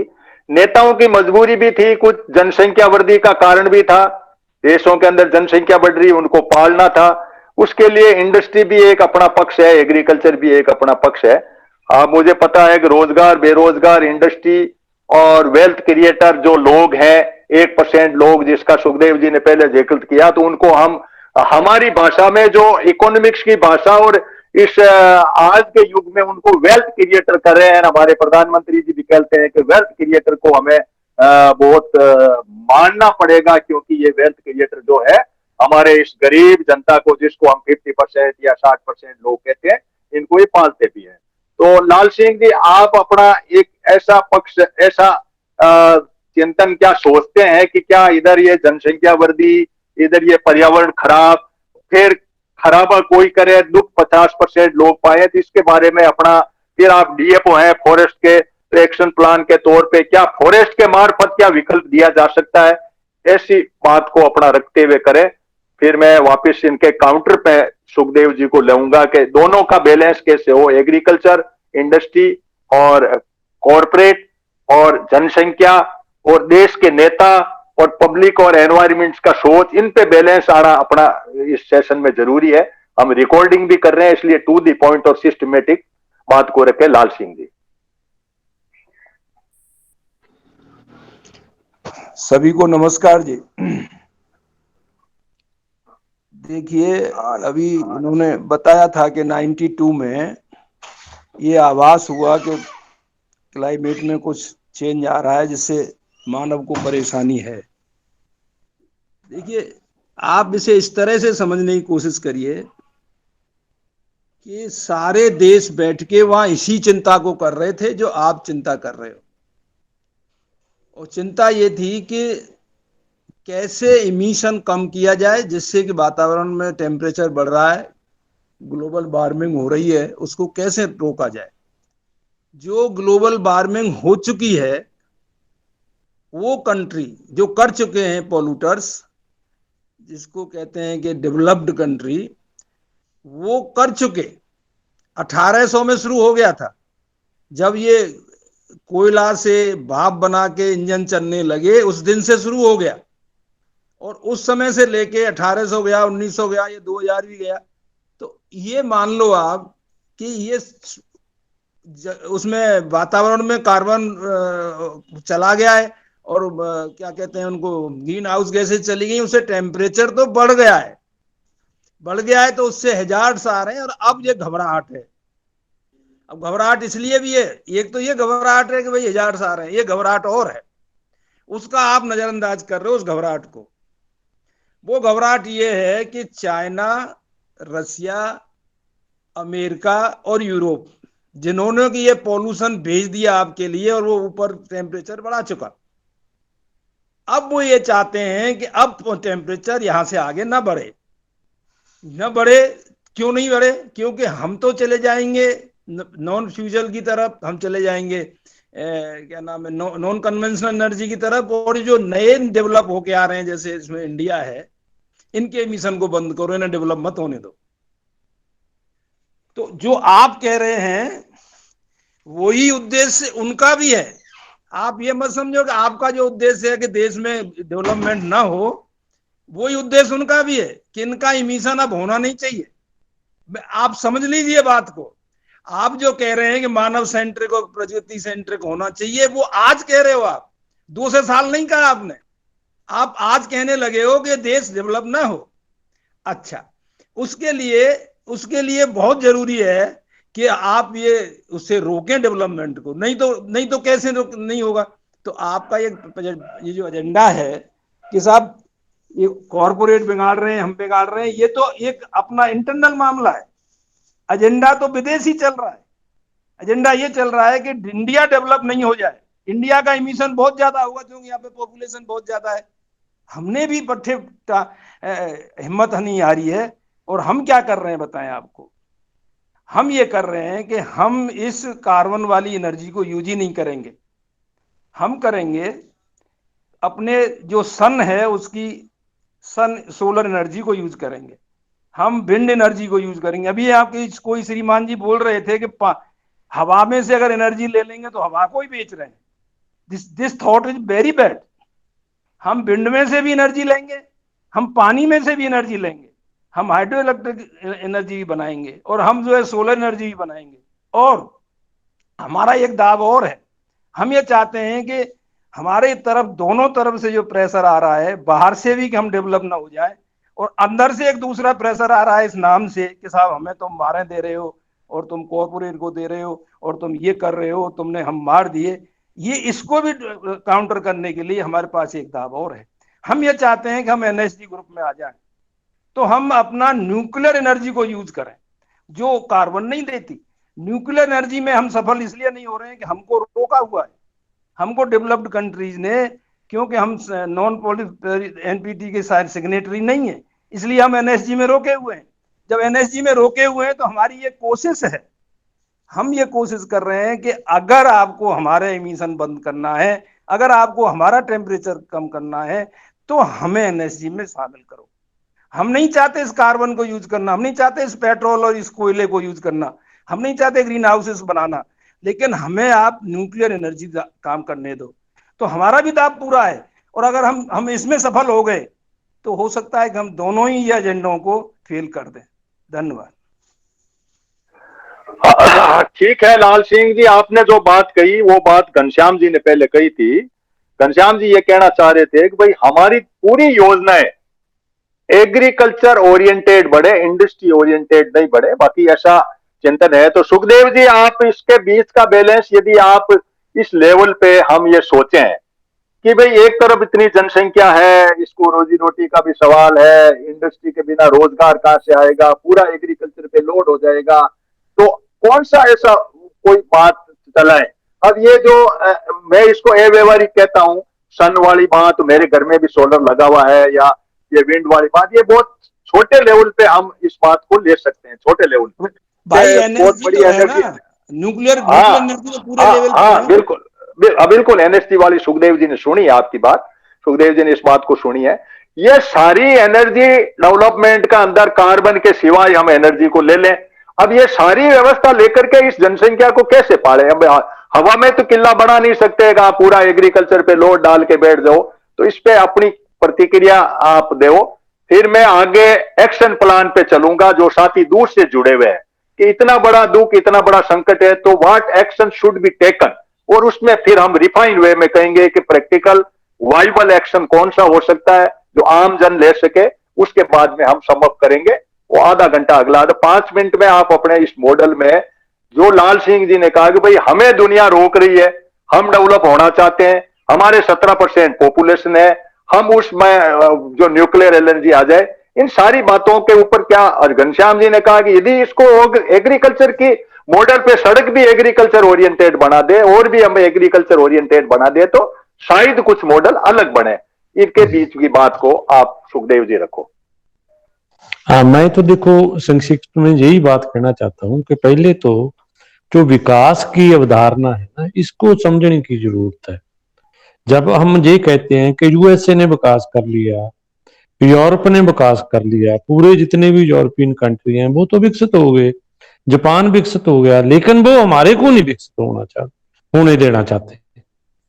पहले तो ये देखो ना कि अमेरिका जो दुनिया का इस मॉडल का हेड है, वहां की सोसाइटी का कैरेक्टर तो देखो क्या है ना। अगर सबसे कोई क्रिमिनल सोसाइटी है तो वो यूएसए की है यार। अब जब भी नेचुरल ये एक वायरस आया, वो क्लाइमेट की वजह से आया कोविड, तो सबसे ज्यादा लोग कहां मरे? अमेरिका में मरे। 8 लाख से ज्यादा लोग अब तक मर चुके हैं वहां।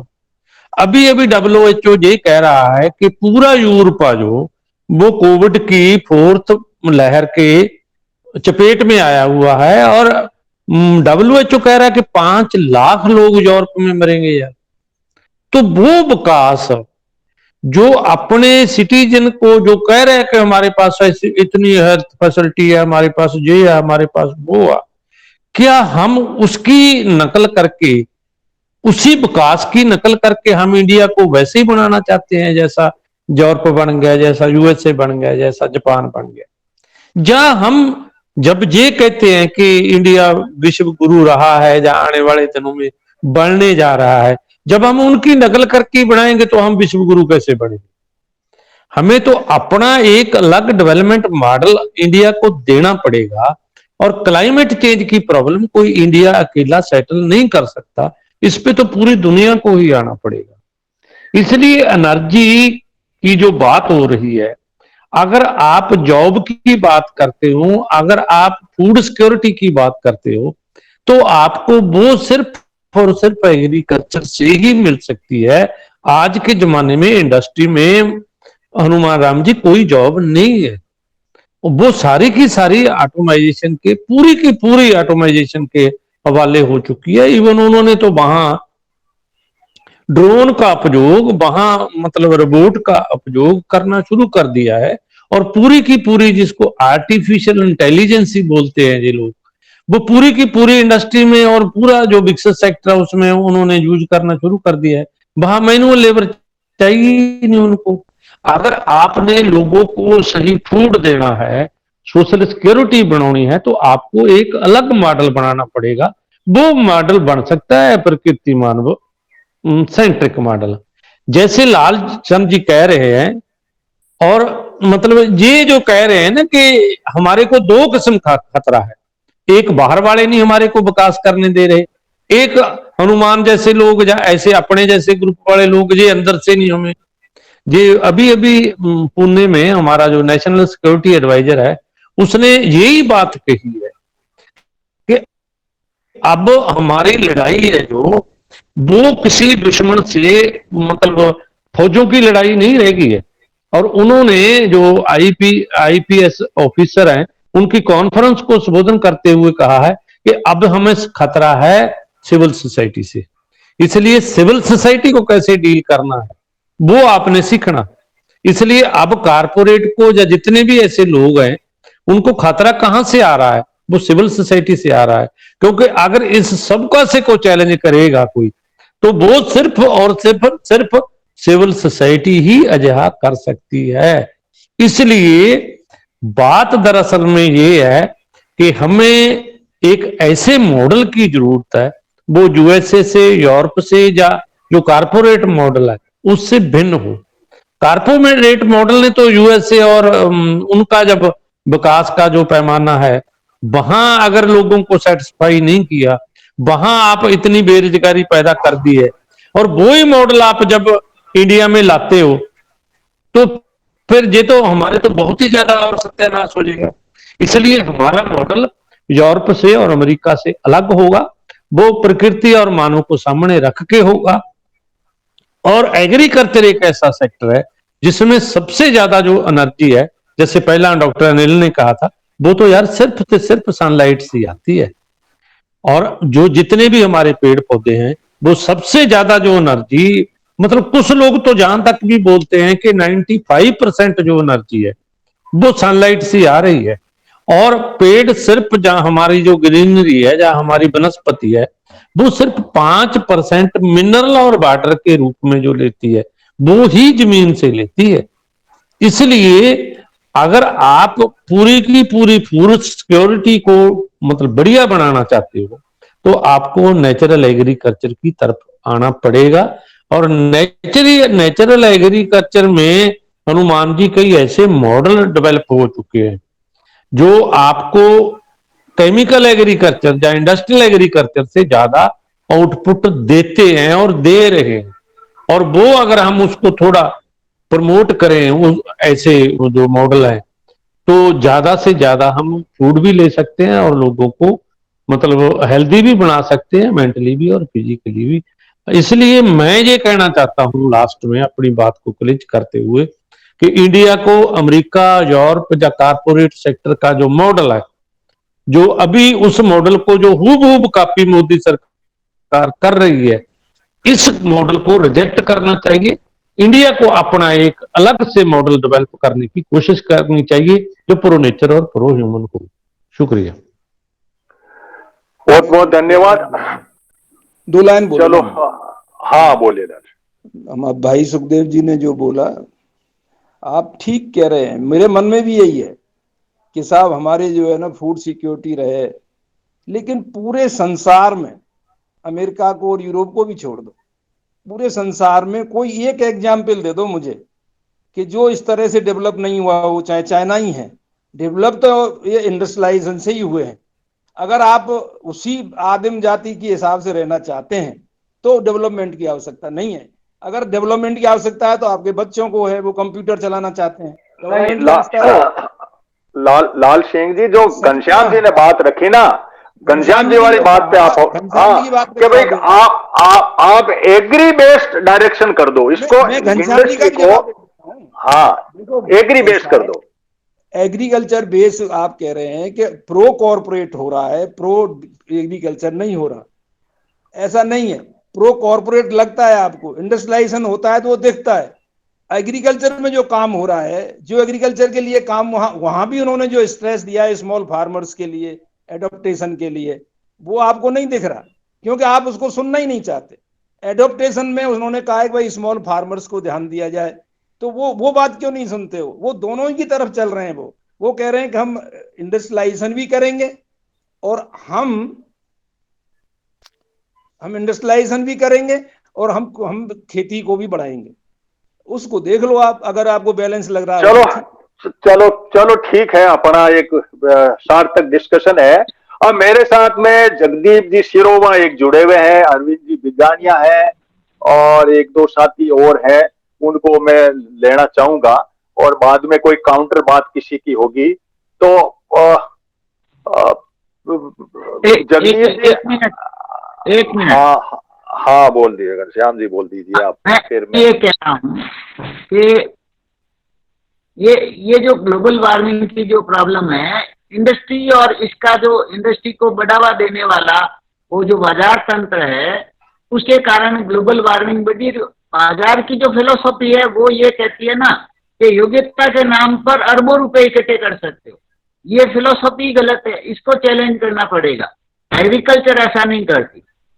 ये इंडस्ट्री बेस्ड जो मेंटेलिटी है और विकास का जो कंसेप्ट है, उसमें ये कहता है कि विकास जो जिसके पास ज्यादा है उसकी योग्यता है। यही ग्लोबल वार्मिंग बढ़ाता है क्योंकि वो मिसयूज करता है बाजार तंत्र के जरिए, क्योंकि उसके पास ज्यादा। ठीक बात है घनश्याम जी। एथिकली बेसिक बात यह है कि एग्रीकल्चर एथिकल वे में अपनी जो है वो प्रॉपर्टी डील करता है। हमारा एथिक है कुछ इसमें, और वहां एथिक नहीं है, वहां एक तरफा काम है कि प्रॉपर्टी प्रॉपर्टी प्रॉपर्टी या धन कमाना मुख्य उद्देश्य है। और इसके अंदर एथिक वर्ड जो है ना, भारत की संस्कृति, भारत के लोगों का जो है, सुखदेव जी ने कहा, हम इसके अंदर एथिकल माइंड लॉन्च करना चाह रहे हैं। एथिकल माइंड सिर्फ एग्रीकल्चर बेस में है, एग्रीकल्चर के सिवाय इंडस्ट्री में एथिक नहीं है। यहाँ पे चिड़ी कबेड़ी जो भी फसल है उसके साथ में जीव जंतु, पता नहीं कितने लोग उसमें पड़ जाते हैं, और पता नहीं उसको यदि हम इस मॉडल में डालें, भारत के मॉडल की तरह, भारत जो पुराना भारत था उस भारत के मॉडल में यदि डालेंगे तो उसमें एथिक आएगी। और जब हम एथिक की बात सोचते हैं, विश्व गुरु की बात सोचते हैं, तो सुखदेव जी की बात सटीक बैठती है कि हम यदि एथिकली सोचेंगे तभी हम इस देश को विश्व गुरु की संज्ञा में ला पाएंगे। वरना सिर्फ पैसा कमा करके ठग की श्रेणी में, या उसको कोई वर्ड दूसरा कोई इंग्लिश का कुछ भी ले लो, लेकिन एथिक उसमें के अंदर नहीं रहेगा, उसके अंदर भाईचारा नहीं रहेगा, उसके अंदर भावना नहीं रहेगी, उसके अंदर शिष्टाचार नहीं रहेगा। इसी बात को लेने के अंदर एग्रीकल्चर हमारी प्राथमिकता में हो।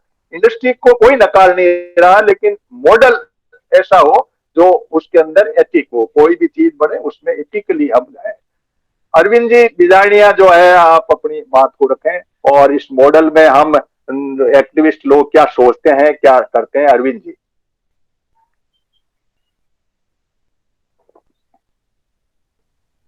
हाँ, माइक खोलिए अरविंद जी आपका।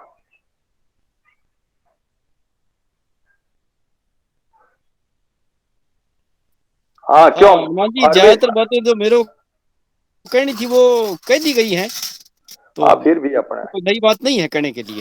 धन्यवाद। चलो अब डॉक्टर अनिल और मन्नाराम जी, आप दोनों को मैं अब हमारे सिर्फ 10 मिनट बचते हैं, मैं ये चाहूंगा कि हमारा एक्शन मॉडल क्या हो। जैसे एनएसजी की बात आई, जैसे सुखदेव जी ने बात कही कि वहाँ पुलिस वालों को यह कहा कि सिविल सोसाइटी वाले लोग हैं, तो हम तो सोचते रहेंगे चाहे डंडे पड़े या कुछ भी हो, लेकिन हम अपने वो है प्रैक्टिकल मॉडल क्या हो। फिर उसमें राम प्रसाद जी को फिर इंटरवेन के लिए मैं बाद में कहूंगा। तो आप देखिए मनाराम जी, इसका कोई एक्शन मॉडल आपके दिमाग में कोई बात आती हो कि भाई हम इसके ये एक्शन ले सकते हैं, या वो नेक्स्ट हम अगला जो है मिस्र में हो रहा है, इजिप्ट में हो रहा है, इजिप्ट और यूएई दोनों मिलकर कर रहे हैं, तो क्या एक्शन मॉडल हो, किस तरीके से हम बढ़े, इसके बारे में थोड़ा अपनी बात को रखें। 2-2 मिनट के लिए रखें कि आप मनाराम जी, रूपचंद जी, और फिर डॉक्टर अनिल शायद लेफ्ट कर गए हैं, तो राम प्रसाद जी। आज मेरा तो निवेदन यही है सभी साथियों से कि एक्शन का जहां तक सवाल है कि अभी ये जो आप वीकली कर रहे हो ये भी एक्शन है। वीकली जो आयोजन कर रहे हो, सारा मंथन कर रहे हो सारे पहलुओं पर, और जो लोग काम कर रहे हैं पॉजिटिव तरीके से नेचर ऑफ ह्यूमन के पक्ष में, और जो इस सिस्टम को और मौत की तरफ ले जा रहे हैं, तो ये मंथन जो हो रहा है आपका, ये भी एक तरह का एक्शन है। अब रही बात ये कि लोगों में ऊपर से नीचे तक दो तरफा हमारे काम करने की जरूरत है, और हम ये समझते हैं कि इसमें जो सराफ साहब ने जो एनएससीपीएम का जो मॉडल दिया है, उस मॉडल का सभी साथी अध्ययन करें, और अगर उनको लगता है कि ये मॉडल ठीक है, काम करने लायक है, तो उस पर काम करने की जरूरत है। हमें ये लग रहा है कि ये मॉडल उपयुक्त पूरे जो इन्वायरमेंटल क्राइसिस है वो क्राइसिस, खेती भी जैसा सुखदेव जी ने कहा खेती नहीं कर पाएगी, 2030 के बाद खेती होना ही बंद हो जाएगी, ऐसे हालात पैदा हो जाएंगे। तो ऐसी स्थिति में हमें मिलजुल करके ये सराफ साहब ने जो प्रकृति मानव केंद्रित जन आंदोलन का जो एजेंडा दिया है, उसके बारे में सभी साथी अध्ययन करें, और हम मिलकर के सभी मोर्चों पे काम कर सकते हैं। सभी मोर्चों पे गांव से लगाकर जहां जहां पर भी हम बैठे हुए हैं, जिस संस्था में बैठे हुए हैं, जिस संगठन में बैठे हुए हैं, जिस गांव में बैठे हुए हैं, हर स्तर पे काम करने का एजेंडा सराफ साहब ने अपने मॉडल में दिया है। तो मैं ये मानता हूँ कि उस मॉडल पे हम लोग तो काम कर रहे हैं, और जो साथी हनुमान जी के इस प्लेटफॉर्म से भी जुड़े हुए हैं, साइंटिस्ट भी हैं, सोशल एक्टिविस्ट हैं, तो वो भी मन बनाए, इसको अध्ययन तो करें कि क्या सराफ साहब ने जो मॉडल दिया है वो वर्केबल है कि नहीं है। तो हम ये मानते हैं कि इस पर हमारा आग्रह यही है कि इस पर थोड़ा चलो ठीक है। अब मेरे पास में रामनारायण जी है, राम प्रसाद जी है, और फाइनल रूपचंद जी समाप्त करेंगे। रामनारायण जी एमपी से जुड़े हुए हैं, तो रामनारायण जी आप एग्रीकल्चर के हिस्सा है, और 2030 में एग्रीकल्चर खत्म करने की पूर्व घोषणा हो चुकी है, और वातावरण भी बड़ा गर्म हो रहा है, और हम कुछ करें, क्या करें, ऐसी बात हमें बताएं। हाँ जी, नमस्कार जी, राम राम जी सबको। बहुत ही सार्थक आज की जो है मीटिंग हुई है, और जानकारियां भी अच्छी खासी मिली है। लेकिन मैं थोड़ी सी जो है वो मेरी तरफ से 1-2 पॉइंट रखूंगा, बहुत लंबी बात तो नहीं है। तो अब जैसे लाल सिंह जी ने बताया कि इंडस्ट्रियों को भी बचाना है, इंडस्ट्री को लाना है, तो बिल्कुल लाना भी है।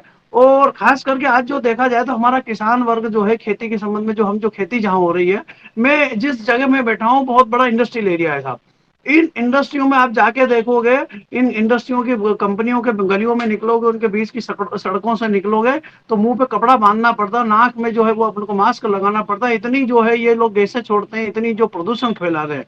और इनको सर्टिफिकेट बाकायदा मिल जाता है कि भाई आपको पोल्यूशन का सर्टिफिकेट, खाली लिफाफा जाता है, सर्टिफिकेट मिल जाता है। ये इतना जो है गंदा पानी हमारी नदी और नालों में छोड़ते हैं कि वो पानी पीने से जो है आदमी, पशु और जो ये भी मर रहे हैं। तो हमको इंडस्ट्री, किसान लोग तो बेचारा खेती कर करके फसलें लगा के उसको कार्बन को जो है वो सोख करके उसको सपोर्ट कर रहा है। और उससे जहाँ यदि एवरेज में चलूँ 1000 बीघा किसान खेती करता है, ये मात्र 1 बीघा में कोई इंडस्ट्री लगी हुई है, वो उसके बराबर प्रदूषण फैला रही है। मैं इस एरिया में जहाँ बैठा हूँ इतना पॉल्यूशन है जिसका जवाब नहीं। हमारी खिड़की यदि खुली रह जाती है तो रात भर में परत जम जाती है पंखों के ऊपर, और मुंह में काला काला वो जम जाता है। तो इस तरह से ये जो कंपनियां, जो इनके बाइलरों से जो धुआं निकलता है, वो जो कोयले से जो वो राख निकलती है, या इनका एसिड वेसिड जलता है उससे जो प्रदूषण निकलता है, इनका गंदा पानी भी निकलता है। ये 1,000 फीट होल जो जमीन में करके उसके अंदर जो है वो उनका गंदा पानी डालते हैं। तो इन लोगों पर भी नकेल कसना चाहिए। मेरा मतलब ये है, इन इंडस्ट्रियों से हमको कोई दुश्मनी नहीं है, इंडस्ट्री नहीं लगेगी तो हम भी बहुत पीछे हट जाएंगे। डेवलप हमारी कंट्री डेवलप होगी तो इंडस्ट्रियों के कारण ही होगी। लेकिन उनको भी अपने नियम का पालन करना चाहिए। जिस तरह से किसान आज जो है वो फसलें लगा लगा के जो है वो कार्बन क्रेडिट कम कर रहा है, उसको प्रदूषण को साफ कर रहा है, तो ये उससे कई गुना ज्यादा वापस जो है प्रदूषित कर देते हैं। तो मेरा मतलब यही है कि जहां जहां भी इंडस्ट्री जो लगी है, इन पे भी अच्छी खासी नकेल कसना पड़ेगी और गवर्नमेंट को भी ध्यान देना पड़ेगा। अभी मध्य प्रदेश में हमारे शिवराज सरकार ने 6 करोड़ पौधे लगाए थे पूरी नर्मदा पट्टी में। 6 करोड़ पौधे, उसमें 600 पौधे भी जिंदा नहीं है। अरबों रुपए का प्रोजेक्ट था साहब। ये गवर्नमेंट का ढांचा है साहब। अब 6 करोड़ पौधे के लिए कितना पैसा खर्च होगा? 600-700 रुपए प्रति पौधा खर्चा आया था इन लोगों को। फिर उन पर चौकीदार भी रखना, उनके लिए मोटर पंप भी लगाई, उनके लिए वो जालियां भी बनाई। अब 6 करोड़ पौधे के लिए कितना पैसा लगा, और उसमें से 6000 भी पौधे जिंदा नहीं है आज की तारीख में। और आज भी वो चौकीदार तनख्वाह ले रहे हैं, वो पानी की मोटरों को जो बिल लग रहे हैं, वो अरबों खरबों रुपए का प्रोजेक्ट है। तो सरकार की कुछ नीतियां ऐसी होना चाहिए कि जहां पैसा उनका सही साट लगे, वो सही दिशा में जाए, वो उपयोग में भी तो आए कम से कम। तो बस मेरा ये 2 ही पॉइंट है इसमें कि सरकार को कुछ फोकस करना चाहिए। बहुत बहुत धन्यवाद रामनाथ जी, आपने एक दिशा दी कि हमें इन पे भी नकेल डालने की जरूरत है, इनके ऊपर भी जागृति, हमारे एक्टिविस्ट जो है उस बात में। एक अनुराग सिंह जुड़े हुए हैं। अनुराग सिंह जी, कोई आप अपना बहुत लेट जुड़े हैं, अभी अभी आप अपनी बात कहना चाहिए कि हमारे पास में 5 मिनट हैं, फिर मैं रूपचंद जी से समाप्त करवाऊंगा। अनुराग सिंह जी, आप अपना परिचय भी दे दें और अपनी बात को रखना चाहें तो। आप सभी को नमस्कार। हाँ, मैं अनुराग सिंह, विपणन एवं निरीक्षण निदेशालय, कृषि मंत्रालय, भारत सरकार में विपणन अधिकारी के पद पर भोपाल में तैनात हूँ। तो आज के लिए माफी चाहूंगा, मैंने लिंक लेट देखा तो मैं जस्ट अभी जुड़ा था।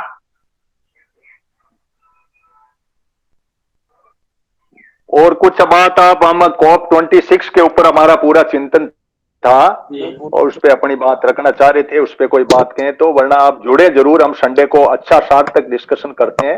आपके जैसे लोग हमारे साथ जुड़ेंगे तो हमें हौसला भी मिलेगा और आगे बढ़ने में सुविधा भी रहेगी। इस बात के लिए अनुराग जी बहुत बहुत धन्यवाद आपका हमारे इस सेशन में आने के लिए।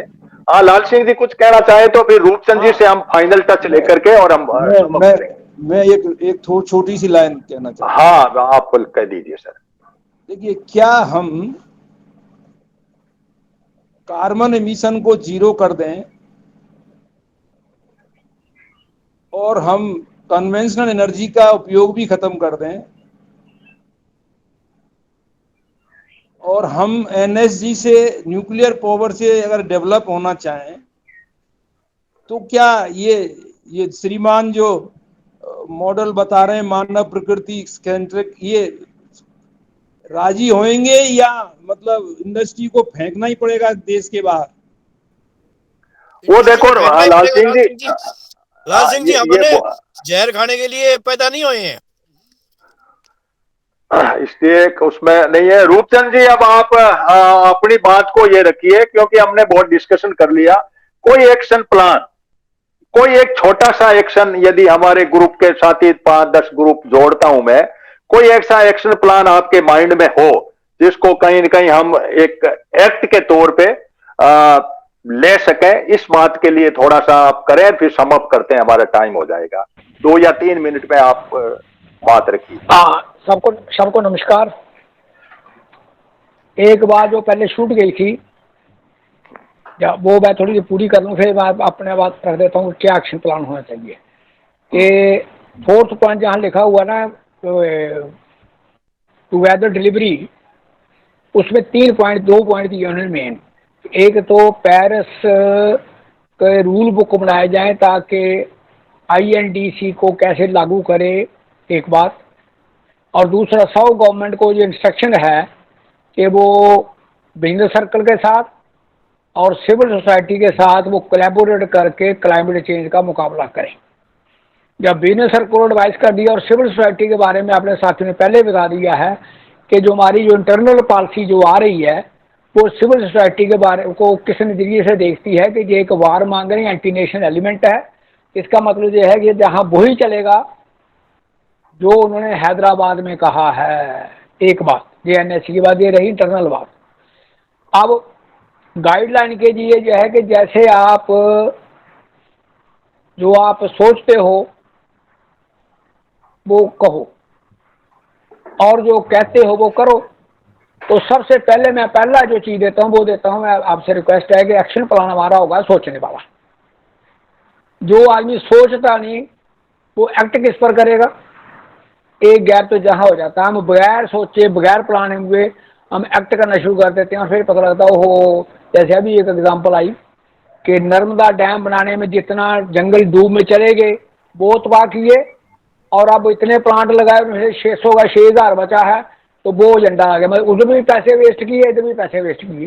तो इस किस्म के प्लांट हो गए। जब तक इनकी अकाउंटेबिलिटी ना हो तब तक बात आगे बढ़ी। तो पहले बात सोचने वाली नंबर 1 ये है कि प्री इंडस्ट्रियल पीरियड से पहले का टेम्परेचर को वायलेट करके 1.5 डिग्री टेम्परेचर बढ़ाने का फैसला किसने किया है, उस अपराधी को पिन पॉइंट किया जाए। एक बात, पानी जो गॉड गिफ्टेड है, जो सब जीव जंतुओं को दिया गया है, उसकी मार्केटिंग करना, कपड़ा को बेचे तो बात बनती है, जूता बना के बेचे बात बनती है, कोई कार बना के बेचे बात बनती है। पानी एक गॉड गिफ्टेड है, इसकी सेल पॉइंट बनाना, इसके लिए कौन सा अपराधी है उसके लिए पिन पॉइंट किया जाए। नंबर 2, तीसरा जो इन्होंने अपने 3-4 होली काउज बनाई हैं कारपोरेट सिस्टम ने कि कहीं भी ग्लोब में मिलिट्री के पोल्यूशन पर और बार लॉबी के पोल्यूशन पर बात नहीं होगी, जो 1997 से इन्होंने होली को बना रखी है। दूसरी बात कि शिपिंग जो एमिशन करते हैं इंटरनेशनल स्पेस में और एरो ट्रैवलिंग जो करती है इंटरनेशनल स्पेस में, इस पर भी बात नहीं होगी। 2 पॉइंट ये आ गए। और तीसरा ये आ गया कि जो स्पेस ट्रैवलिंग जो रिसर्च एंड डेवलपमेंट के नाम पर काम चल रहा है, जितना पैसे मर्जी पोल्यूशन करो आप, इस पर बात नहीं होगी कि आप स्पेस में ट्रैवल करो और वहां लोगों को और वो लोग पृथ्वी पर सैर करने आएंगे। जब तक इन पर हम डिबेट नहीं करते कि हमारा एजेंडा जो है वो कारपोरेट एजेंडा हमें कहाँ ले जा रहा है और कमी छोड़ रहा है, तब तक हम बात कोई एक्शन प्लान जो है वो ऑन ग्राउंड नहीं कर सकते। क्योंकि जब तक दिशा ना बने तब तक कोई भी कदम उठाना जो है वो रिस्क भरा होता है। पहले ये डिबेट चले, चौपाल लगे, डिस्कशन हो, तब जाकर के ये बात आगे बढ़ेगी। धन्यवाद। चलो अब मैं सुखदेव जी, अब आपको बीच में लाना मेरी मजबूरी हो गई। रूपचंद जी ने बिल्कुल वर्ल्ड लेवल की थीम दे दी।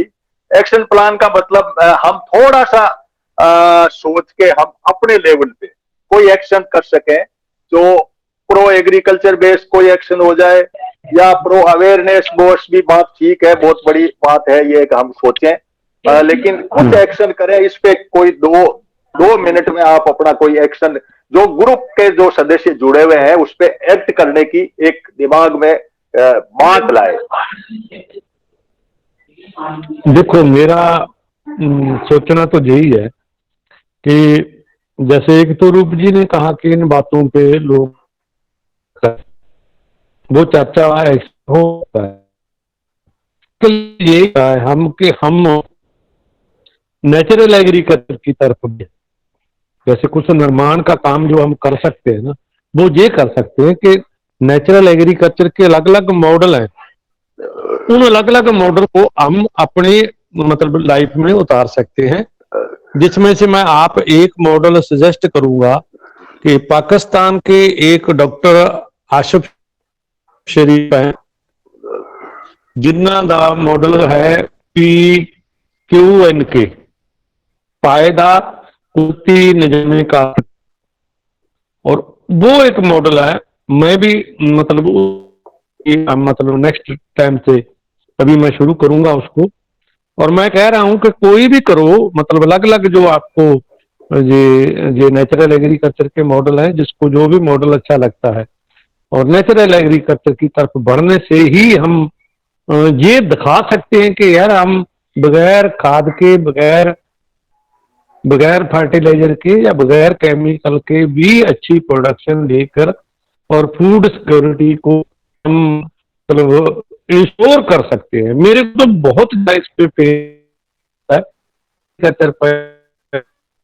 प्रोडक्शन भी बढ़ेगी और हमारा